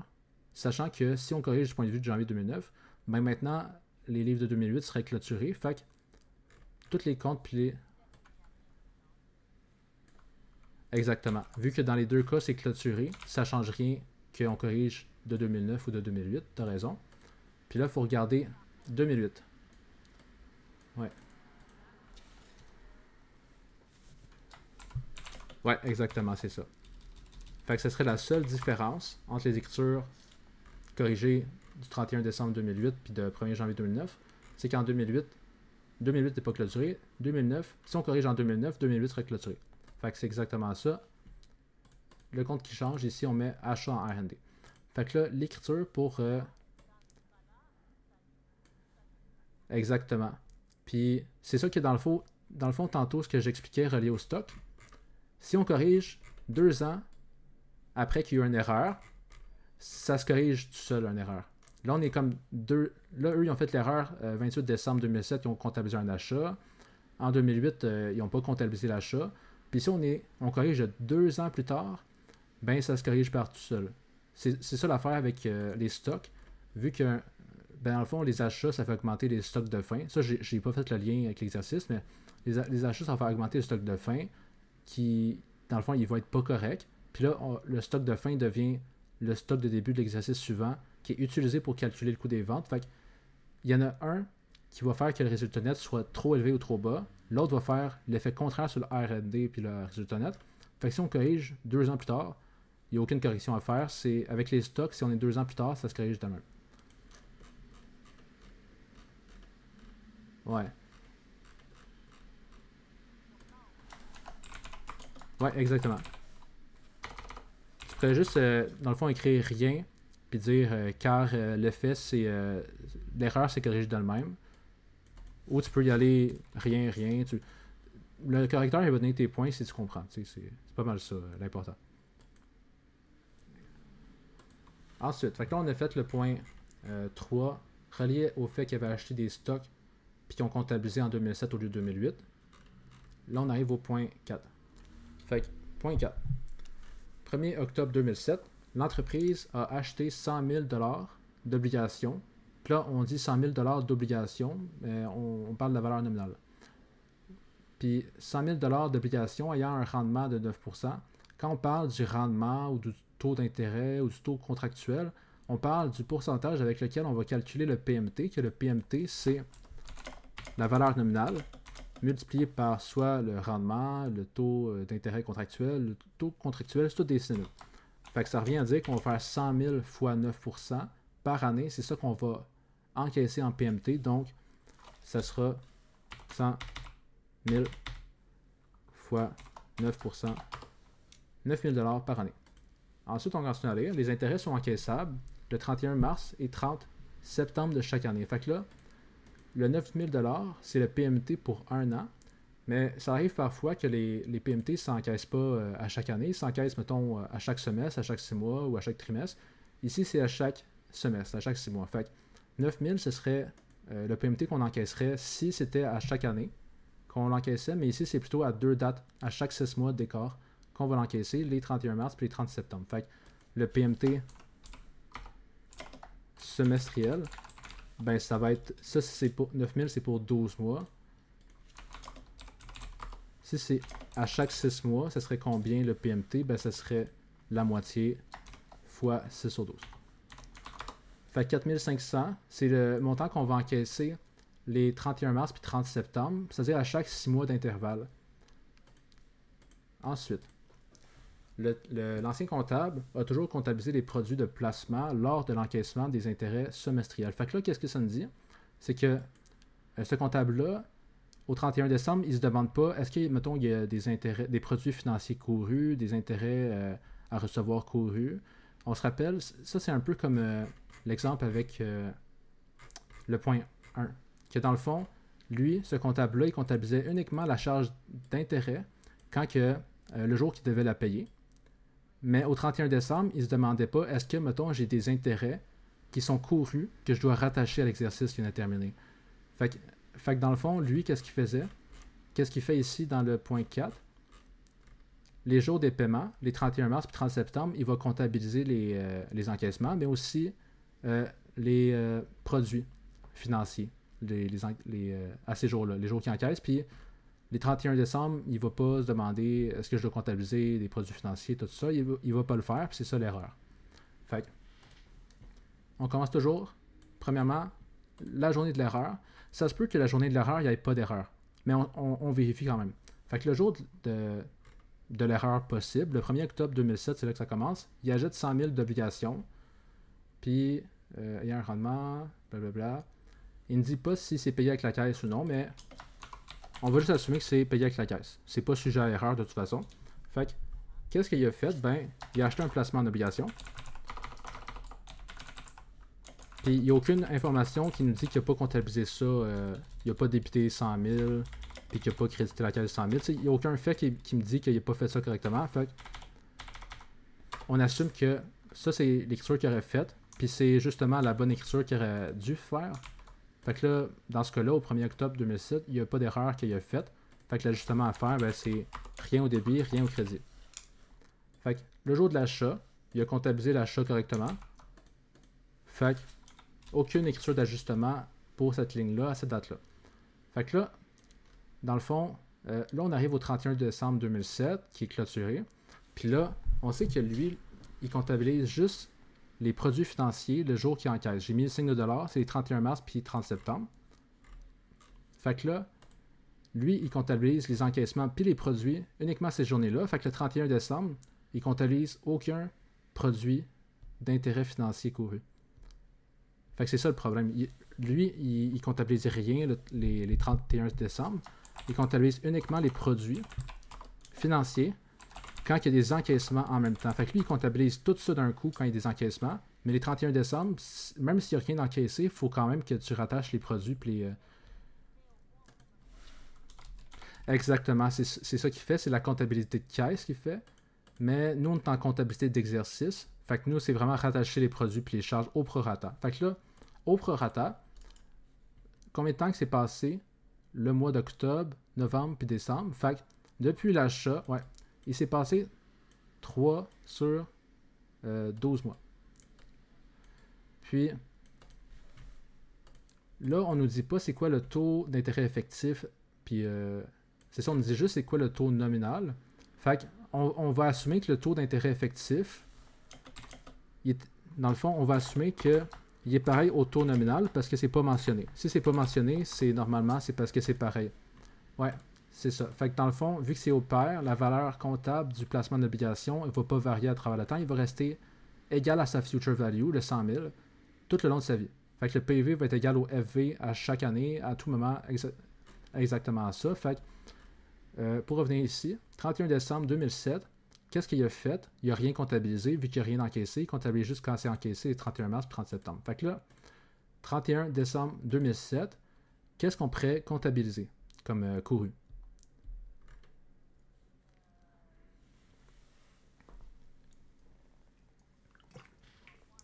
Ouais, exactement. Fait que sur le 3 mois, dans le fond, il y a deux types de courus ici. Premièrement, il y a le PMT couru. La portion du montant qu'on va encaisser qui a été gagné dans l'exercice.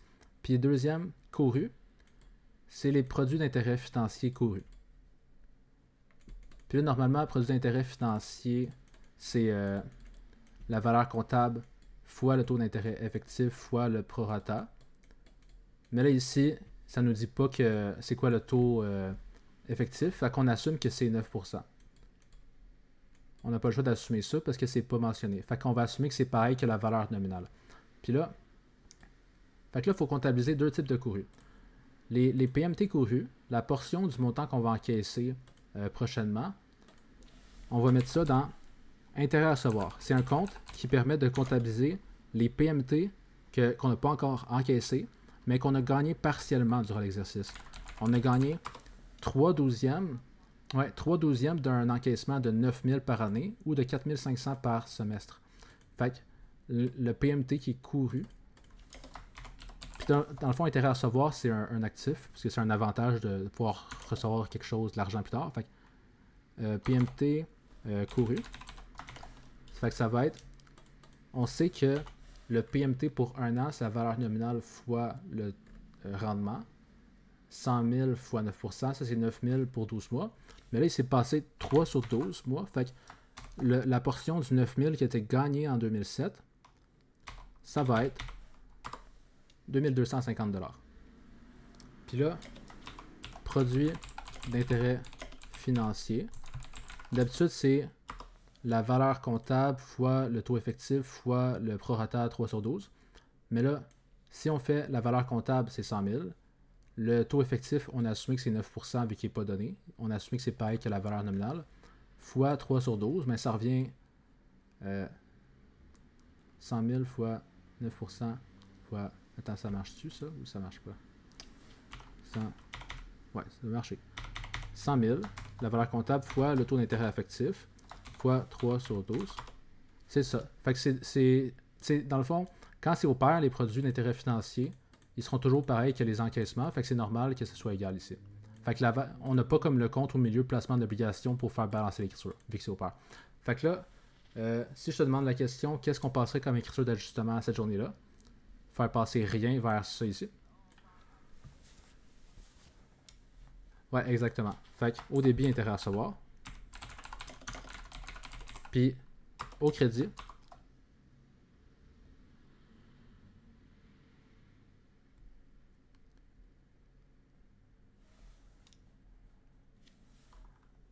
Fait au crédit, vu que 2007, là, il est clôturé, ben, on ne mettrait pas le produit d'intérêt financier, on ne pourrait pas le comptabiliser, vu que c'est un exercice terminé, qui est déjà clôturé, on va le transformer en R&D. Fait que produit d'intérêt financier au crédit. Fait que les mêmes montants, sauf que le compte de produit, vu que c'est un exercice clôturé 2007, ben, ça va être R&D. Ensuite, là, on arrive au 31 mars 2008. C'est la prochaine date importante parce qu'on sait qu'à chaque 31 mars et 30 septembre, il comptabilise la totale, il comptabilise l'encaissement, les produits, il comptabilise toute cette journée-là.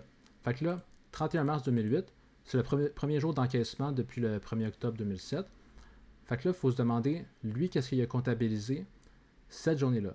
Ben, il a comptabilisé en encaissement l'encaissement du PMT semestriel. Fait que le PMT semestriel, c'était la moitié de 9000, fait que 4500.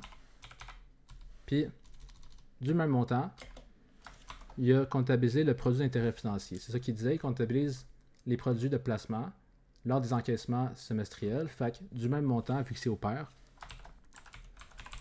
produit d'intérêt financier. 4500. Fait que ensuite, là, faut se dire, c'est quoi l'écriture qui aurait dû réellement passer au 31 mars 2008? Ben, au niveau du PMT, ça c'est correct. C'est vrai qu'il va encaisser 4500. Fait que pour la première partie en haut, ça c'est correct. On encaisse vraiment 4500. Puis là, il faut se demander, là on avait comptabilisé des intérêts à recevoir précédemment au débit. Puis le jour qu'on les reçoit, ils sont plus à recevoir. Fait que là, vu qu'ils sont plus à recevoir, le jour qu'ils sont reçus, on veut les supprimer. Sur un actif, on va les mettre au crédit pour les supprimer. Fait que intérêt à recevoir, le jour qu'on reçoit l'argent, ben ils sont plus à recevoir, on les supprime du montant qu'on avait comptabilisé précédemment, au 31 décembre. Fait que 2250. Puis là, on sait que il y a deux moments qu'on peut comptabiliser. Ben en fait, il y en a plus que deux, mais les moments qu'on va comptabiliser les produits d'intérêt financier, c'est premièrement aux clôtures d'exercice, deuxièmement, les jours des encaissements, puis aussi, si mettons on voudrait vendre subitement un placement au milieu d'un exercice, on comptabiliserait premièrement le produit financier, puis après ça, on le vendrait. Fait que c'est pas mal les trois situations principales qu'on doit comptabiliser les produits d'intérêt financier. Fait que là, il y a un encaissement. On se demande, est-ce qu'en ce moment, il y a des produits d'intérêt financier depuis le 31 décembre 2007. Fait que là, on se demande, il s'est passé combien de temps depuis ces deux dates-là. Fait que là, il y a janvier, février, mars. Fait que là, il s'est passé 3 mois depuis la dernière fois qu'on a comptabilisé des produits d'intérêt financier. Fait que ça veut dire que depuis le 31 décembre 2007, on a gagné 3 sur 12 de produits d'intérêt financier. Fait qu'on va les comptabiliser. Ils sont courus, ils sont gagnés. Donc, 3 sur 12 fois les intérêts de produits financiers qui sont de 9000 annuels. 2250. Fait que notre écriture à balance. Fait que c'est ça ici. Fait que maintenant, ensuite, l'écriture qui, le jour de l'encaissement 31 mars 2008, qui ferait passer l'erreur qu'ils ont faite à gauche vers l'écriture qui serait correcte, après, celle qui aurait dû être faite à cette journée-là. Les comptes, on va devoir débiter ou créditer pour ajuster ça. Fait que là, on regarde premièrement la caisse dans les deux cas. Elle a été débitée de 4500. Fait qu'il n'y a pas d'ajustement à faire pour la caisse. Puis là, on regarde ensuite. Produits d'intérêt financier, eux, ils ont crédité 4500. Mais si on regarde qu'est-ce qui aurait dû être fait, il aurait dû créditer seulement 2250. Fait que, ouais. Fait qu'on va corriger ça. Ils ont trop crédité. Fait qu'on va le débiter pour balancer ça. Ils ont trop crédité les produits d'intérêt financier. Fait que là, s'ils ont crédité de 4500, mais il faudrait qu'ils auraient crédité de 2250, le montant qu'on va débiter va permettre d'amener la différence de 4500 crédits moins le montant qu'on va débiter. Exactement. Fait que ça va permettre d'ajuster gauche vers le milieu. Fait que ça, c'est fait. Les produits financiers, maintenant, c'est corrigé. Puis là, on voit que dans l'écriture du milieu, on aurait dû également créditer intérêt à recevoir le jour que... Ouais. Exactement.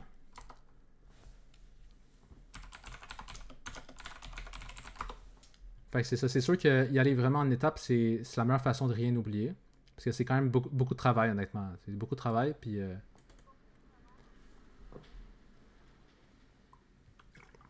Ouais, exactement. Fait que, après ça, intérêt à recevoir. Ouais.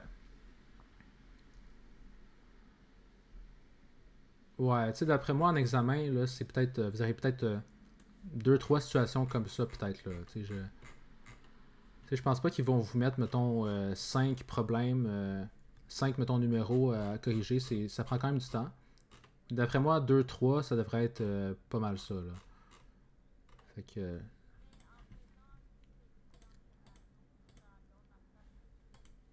ouais. Ah oui.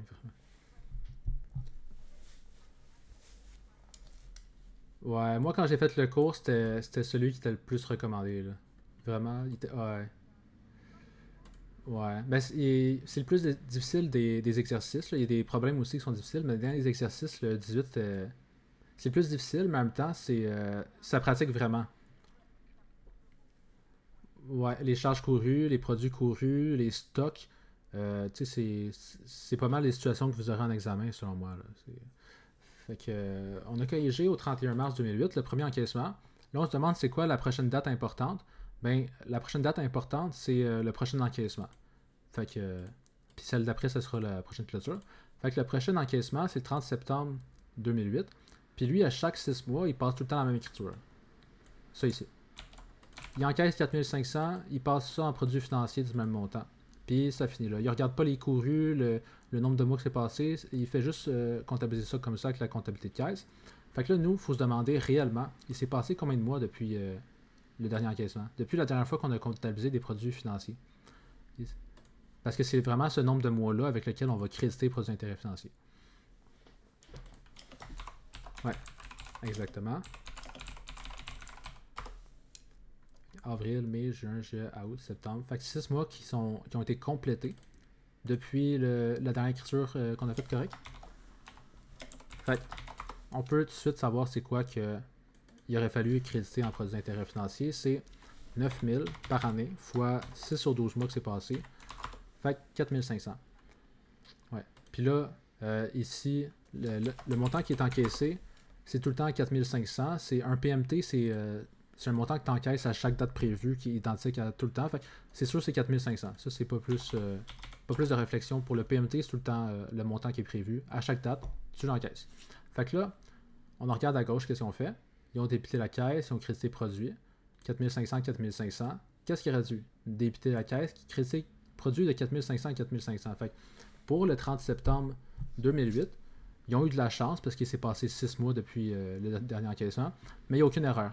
Ils ont eu de la chance parce que c'est le produit financier, il tombe qu'il a été calculé sur 6 mois. Fait que nous, c'était réellement sur 6 mois qu'il fallait le calculer, fait qu'il n'y a pas d'ajustement. L'écriture qu'ils ont faite à cette date-là est correcte.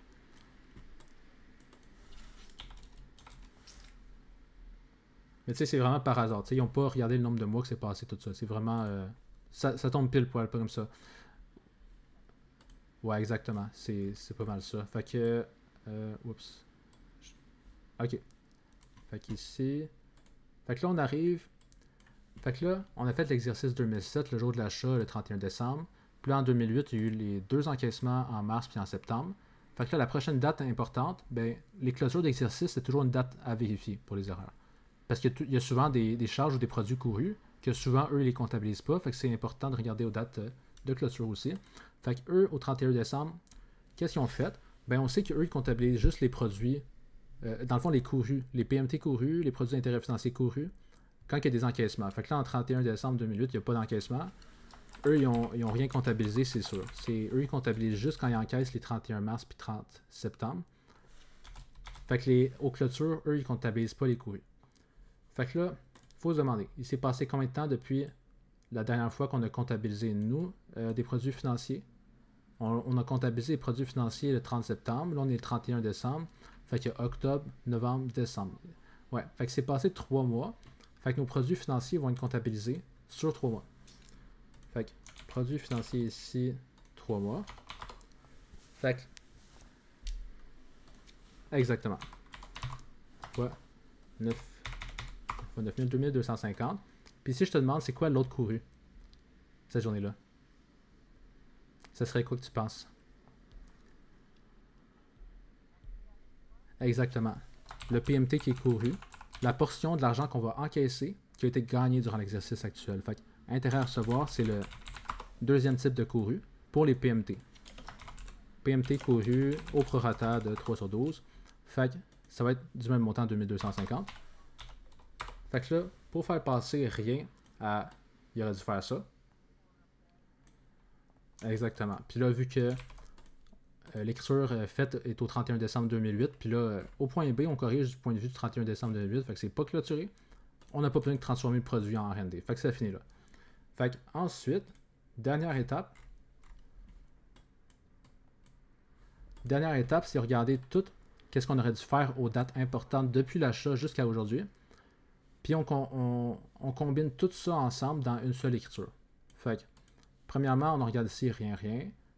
On va faire intérêt à recevoir en premier. Fait que ici, on l'a débité. Après, on l'a crédité de 2250. Ici, rien. Puis on l'a encore... Ouais. Exactement. Fait que ça, c'est sûr, il faudra intérêt à recevoir au débit du solde cumulé qui est 2250 de toutes les écritures de correction.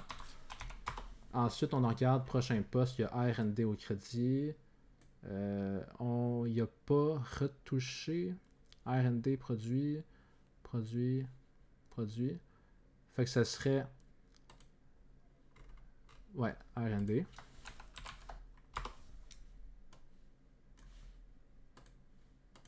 Fait que RND, ici on l'a crédité 2250.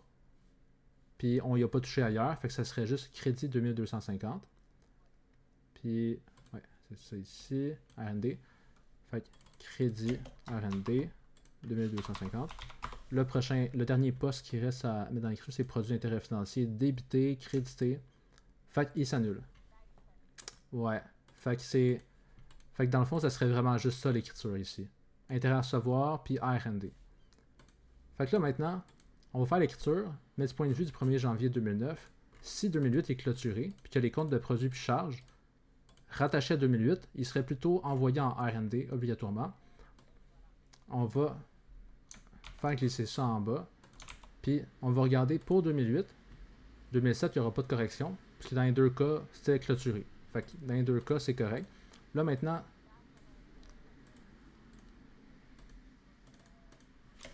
ouais, exactement. Fait que ça, c'est la première correction. Là, ici, intérêt à recevoir, c'est beau. Ça, c'est beau. Ouais, exactement. RND pour un autre produit. Fait que c'est les deux ajustements qu'on avait à faire ici, qu'il n'y avait pas dans l'autre auparavant. Fait que là, maintenant, on combine tout ça ici. Fait que là, on peut commencer par intérêt à recevoir. Il a été débité, il a été crédité du même montant. Il a été débité 2250. Ouais, fait qu'encore une fois, ça va être au débit. Intérêt à recevoir.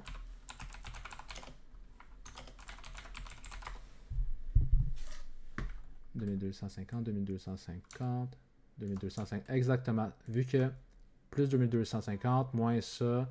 Fait que là, il y a juste ce montant-là qui reste résiduel. Fait que à l'écriture, RND. Puis là, pour le restant, c'est rien. Fait que c'est vraiment juste ça l'écriture. Puis là, dans le fond, on en regarde en haut. Puis c'est encore la même écriture. Puis c'est normal. Ça peut arriver.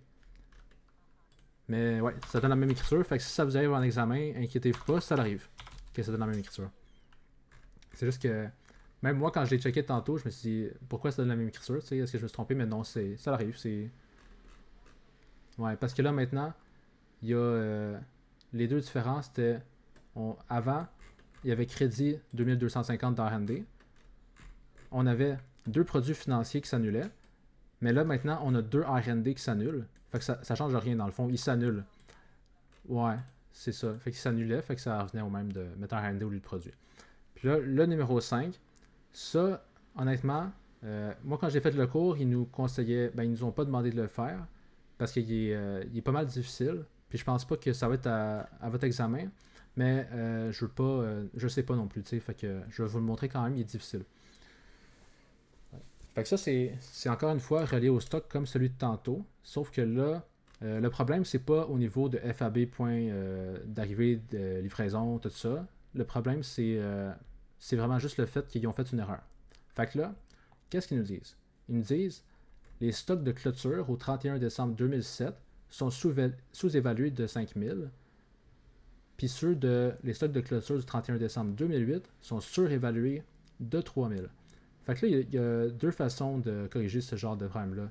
On peut faire soit un tableau, ou on pourrait y aller. Avec les stocks, on peut corriger d'une manière un peu plus logique. Dans le fond, premièrement, je vais vous montrer qu'est-ce qui se passe avec les stocks ici. Sous-évaluer. Fait que là, ici, il utilise un inventaire qui est périodique. Fait que dans le fond, que l'inventaire périodique, durant l'exercice, on comptabilise, mettons, achat, puis là, mettons, fournisseur, tout ça. Tandis qu'un inventaire qui est permanent, quand on fait l'achat de stock, on met tout de suite ça dans le stock de marchandises directement. Puis là, on mettrait fournisseur aussi. Fait que dans le fond, inventaire périodique, à la fin de l'exercice, on va comme transformer les achats exactement. Fait que ça, c'est dans le fond, je vais vous montrer un vrai état de résultat partiel. Là. Fait que, premièrement, en haut, à chaque 31 décembre, quand on est avec un inventaire qui est périodique, qu'est-ce qu'il faut faire? Il faut faire qu'est-ce qui est ici en premier. Dans le fond, on ne l'apprend pas vraiment en 3240, mais il y a deux comptes de stock qui existent dans la charte d'entreprise, qu'ils sont uniquement utilisés au 31 décembre quand tu dois ajuster le coût des ventes. Fait que, comme je disais tantôt, le stock SPFD, c'est stock de produits finis au début. SPFF, c'est stock de produits finis à la fin. Un stock de produits finis, sa job, c'est de début, sa job, c'est d'augmenter le coût des ventes. Puis celui de fin, il fait diminuer le coût des ventes. Fait que là, on utilise ces deux comptes-là durant une régule au 31 décembre. Vous allez faire ça quand vous allez travailler en cabinet aussi. Vous prenez, vous regardez au bilan, c'était quoi le stock de produits au bilan au début de l'exercice. Puis on met ça dans un compte qui va aller à l'état des résultats ici. Comme là, on voit l'état des résultats. Ça, c'est un vrai état des résultats. Ça commence avec les produits. Mettons toutes tes ventes. Puis après ça, tu as la section coût des ventes. Puis là, tu vois ici, en plus petit, c'est écrit stock de début, achat, stock de fin. Parce que dans le fond, l'écriture que tu vas faire ici, ça va envoyer les montants à l'état de résultat. Puis ça va calculer tout seul c'est quoi le coût des ventes de la période. Fait que si, mettons, tu mets que le stock de début de l'exercice au bilan, c'est 100 000. Dans le compte qui a été créé de stock pour l'état de résultat ici, stock, c'est un compte qui est différent de celui au bilan. Tu mets le montant du stock de début de l'exercice. Tu mets au crédit le montant de stock qui reste, mettons, dans ton entrepôt à la fin de l'exercice, mettons 60 000. Fait que là, mettons, ici, stock de début, ça serait 100 000. Stock à la fin, en négatif, ça serait 60 000. Puis là, tu mettrais les achats de la période, mais là, je ne vais pas aller jusque-là. Puis, ça va calculer après ça le coût des ventes de l'exercice après que tu aies fait cette écriture-là. Ça, c'est avec l'achat périodique. Fait que, dans le fond, la différence entre ce que tu dois mettre dans le compte de résultat qui est créé pour les stocks de début et de fin, ça va te dire le stock de marchandises ici, quand c'est écrit comme ça, c'est le stock de bilan. Ça veut dire, si mon stock de début c'était ça, mon stock de fin c'était ça, de combien je dois faire varier la valeur de mon stock au bilan. Fait que si mon stock au début c'était 100 000, puis à la fin c'est 40 000, ben ça veut dire qu'au crédit, je dois mettre 40 000, que ça c'est un compte de bilan quand c'est écrit comme ça, stock de marchandises. Fait que mon stock au bilan va diminuer de la différence entre les deux. Fait que ça c'était juste pour vous le montrer. Moi, quand j'ai fait le cours, c'était pas trop expliqué, mais en cabinet, vous allez voir, c'est comme ça que ça fonctionne avec inventaire périodique. Fait que là, ensuite, la logique ici, c'est que le stock, ils nous disent que le stock à la fin de 2007, il est trop bas de 5000, puis le stock de 2008, il est trop élevé de 8000. Fait que là, si mettons, je fais pas le tableau, que j'essaie d'y aller un peu plus avec mon intuition, avec les stocks, ça se fait un peu plus facilement au pif. Fait que là, 2007.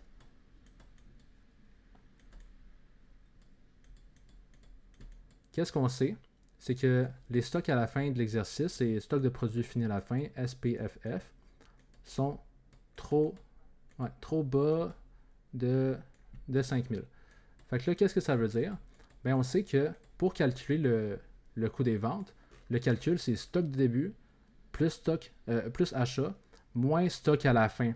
C'est ça. Fait que là, si stock à la fin, mettons, là, on va faire semblant qui était supposé être 8000, qui était supposé, mettons, être 13 500, mais qu'on a mis 8500, bien, vu qu'on fait une soustraction qui est plus bas que prévu, le coût des ventes sera trop élevé. Fait que là, si le stock de produits finis que l'ancien comptable y avait mis, il est 5000 trop bas, puis que le stock de produits finis, son rôle, c'est de faire baisser le coût des ventes, ça veut dire que le coût des ventes, en ce moment, il est trop élevé de 5000 parce que si le stock de produits finis a été comptabilisé correctement, 5000 plus élevé qu'il a été comptabilisé par l'ancien comptable, ben, l'effet que ça aurait... En fait, l'effet que lui a fait, c'est que le stock est trop bas. Fait qu'est-ce que ça veut dire? Le coût des ventes il est trop haut. Parce que le stock de fin il fait baisser le coût des ventes en négatif ici. Fait que ça veut dire que le coût des ventes de 2007 il a été trop élevé du même montant que les stocks de fin sont sous-évalués, fait que de 5000. Fait que si le coût des ventes il a été trop élevé de 7000, ça veut dire que le résultat net il a été trop bas de 5000, parce que plus que le coût des ventes est élevé, moins que le résultat net sera élevé. Fait que de 5000, le résultat net de 2007 il a été sous-évalué. Puis là, on se rappelle que le ARN, c'est tout le temps envoyé au RND à la fin de l'exercice.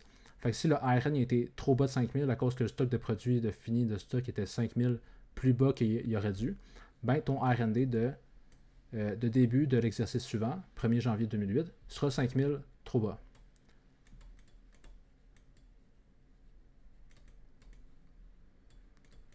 « 5000 trop bas. » Puis là,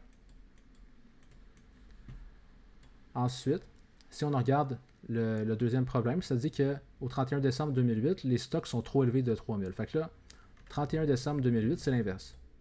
Fait que 31 décembre 2008, on en regarde, eux ils nous disent que le stock de produits finis à la fin, SPFF, il est trop élevé de 3000 par rapport à ce qui devrait être réellement à cette date-là, de 3000. Fait que là, s'il était trop élevé de 3000, qu'est-ce que ça veut dire? Ça veut dire que lui, le stock de produits... attends, c'est produits finis de fin... Ouais, c'est ça, ce produit fini. Ils sont surévalués de 3000. Fait que là... Ouais, encore une fois, les stocks de fin, ça fait baisser le coût des ventes. Fait que s'il était trop élevé, ça veut dire que le coût des ventes a été trop diminué. Fait que là, le coût des ventes a été trop diminué de 3000. Mais dans le fond, ouais, je vais aller plus en détail que ça, mais dans le fond, on se rappelle que on comptabilise tout d'abord l'écriture de régule au 31 décembre, puis après ça, le coût des ventes, il se calcule tout seul. Fait que là, si on ne corrige pas l'erreur, le coût des ventes, il sera 3000 trop bas. Mais là, on est encore au 31 décembre 2008, fait qu'on a encore le temps de se rattraper. En ce moment, il n'est pas encore trop bas. On a encore le temps de le corriger. Mais si on ne corrige pas, là, il sera 3000 trop bas. 3000 trop bas. Mais en théorie, ça veut dire qu'il est 3000 trop bas. Mais si on le corrige, ça ne sera pas le cas. Puis, d'un autre point de vue, le stock de produits finis il est trop élevé de 3000. Ça veut dire que si on a mis dans le calcul ici un montant de 3000 trop élevé, si mettons on aurait mis 63 000 en stock de fin alors qu'il aurait dû être de 60 000, ben ça veut dire que la différence entre 100 000 et 60 000, ça aurait été 37 000. Fait que dans le fond, ça reviendrait à dire que la variation des stocks, le stock qu'on a fait diminuer au bilan ou augmenter, ben on l'aurait fait diminuer de 3000 de trop à cause que le stock de produits fini, il va au crédit dans l'écriture. Stock de produits au début de l'exercice va au débit. Puis la différence, c'est ça qui va faire varier la valeur comptable de ton bilan, de ton stock au bilan. Fait que là, le montant qu'on a mis au crédit dans le fond, stock à la fin de l'exercice, on le met tout le temps au crédit dans l'écriture de régule. Fait que là, on aurait mis, mettons, 63 000 au lieu de 60 000. Ça veut dire que le stock qui est au bilan, il serait 3 000 trop bas. Par différence. Le stock, ouais, c'est pour ça que je ne l'ai pas vu quand j'ai fait le cours. Mais dans le fond, ça reviendrait à dire que 3000, le stock trop élevé de 3000 de fin. En tout cas, fait que là, ça reviendrait à dire ça. Puis maintenant, si on se dit, mettons, sans faire le tableau, mais on va le faire après, ce serait quoi, mettons, l'écriture pour corriger le fait au niveau du 31 décembre 2007, si on sait que le RND était trop diminué de 5000. Puis dans le fond, ici, c'est clôturé 2007. Là, on est en 2008. Fait que, premièrement, le RND était trop diminué. Fait que là, il faudrait le mettre au crédit pour l'augmenter du montant qui a été trop diminué. Il a été trop diminué de 5000. On va le mettre au crédit de 5000 pour l'augmenter. Puis, deuxième chose qu'on corrigerait, ça serait soit qu'on mettrait au débit coût des ventes ou stock de produits finis de fin, celui qui est envoyé à l'état de résultat. Stock de produits finis fin, état de résultat. Puis dans le fond, on corrige ce compte-là avec lequel le coût des ventes qui est calculé. Fait que du fait même, si on corrige ce compte-là, le coût des ventes sera corrigé aussi. Mais on pourrait mettre coût des ventes au débit aussi. Mais, ouais, là c'est... Je vais expliquer après. Ouais, mais ouais, coût des ventes, en fait, on pourrait pas le mettre au débit parce que c'est clôturé. Mais ouais, c'est mélangeant. Puis aussi, l'affaire qui est vraiment qui complique encore plus les choses, c'est que, tu sais, normalement, les comptes de charges et de produits, on peut pas on doit les transformer en R&D quand c'est clôturé. Mais quand c'est relié à des stocks, le problème, c'est que le stock de produits de fin qui est utilisé à l'état de résultat pour calculer le coût des ventes, il devient le stock de produits de fini de début de l'état de résultat prochain. Fait que c'est comme si c'était pas un compte de l'exercice précédent. Fait qu'on ne transforme pas en R&D, mettons. Fait que c'est ça le problème. Vous n'aurez pas ça à l'examen, mais en tout cas, je vais y aller rapidement parce que c'est sûr, je pense vraiment pas que vous aurez ça parce que c'est trop difficile. Mais en tout cas, c'est ça, c'est une exception ici. Vous pourrez le lire puis assez mieux comprendre. Mais en résumé, mettons, si on regarde la solution, si on regarde la solution pour celui-là, qui était pas mal difficile, qu'est-ce qui se passe? OK, ici. Fait que là, 31 décembre 2007, ça c'est pour le premier problème. Il dit les stocks à la fin de 2007 sont sous-évalués de 5000. Fait que là, eux, qu'est-ce qu'ils ont fait? Ben dans le fond, ils ont mis.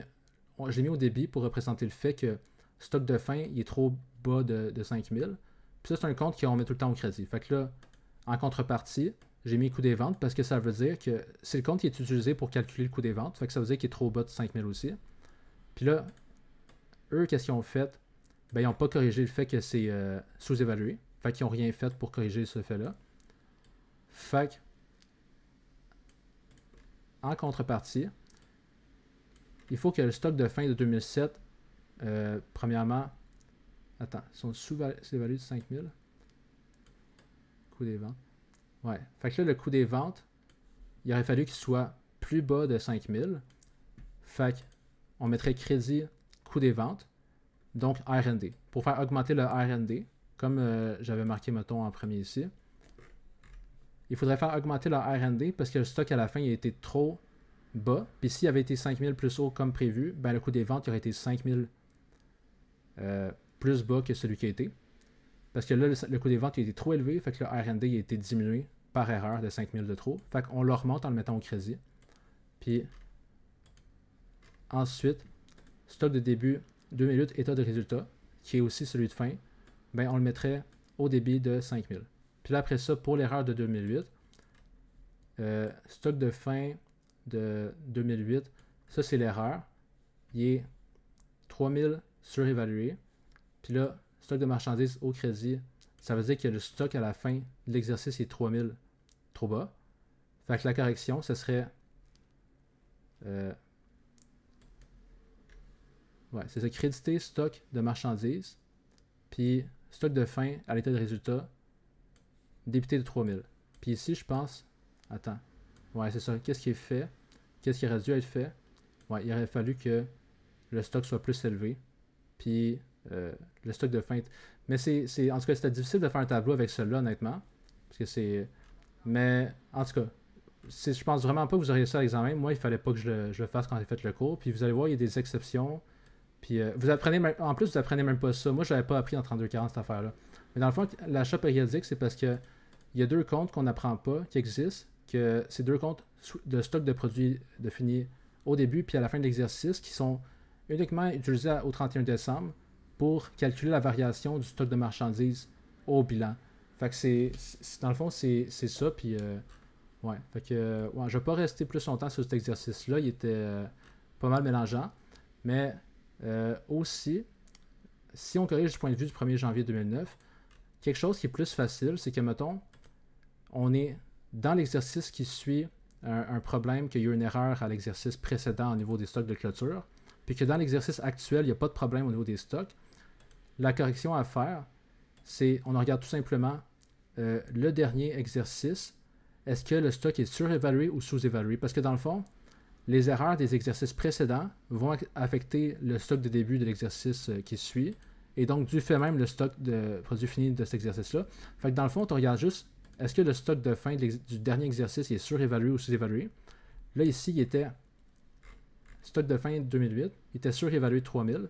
Fait que quand tu es dans un exercice qu'il n'y a pas de problème, mais que dans le précédent, puis dans ceux d'avant, oui, il y avait des problèmes, tu regardes juste le stock de fin de l'exercice qui précède en ce moment. Fait que là, on est au 1er janvier 2009. On regarde au 31 décembre 2008, est-ce que le stock de fin était surévalué ou sous-évalué. Là, il était surévalué de 3000. Fait que là, ça veut dire qu'on doit le créditer de 3000.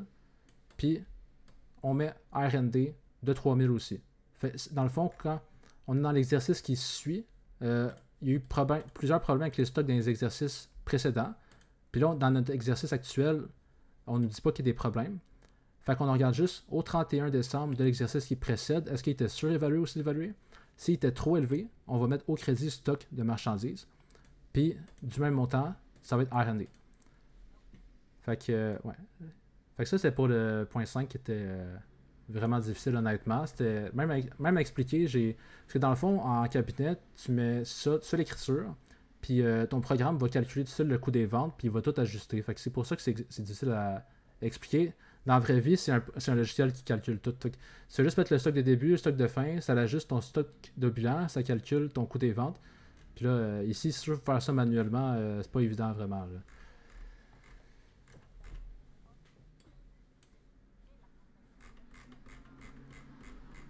Ouais.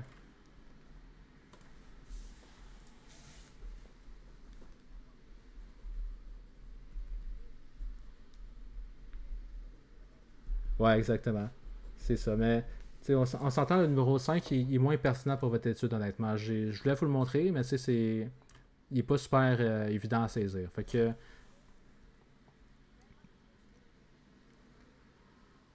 ouais.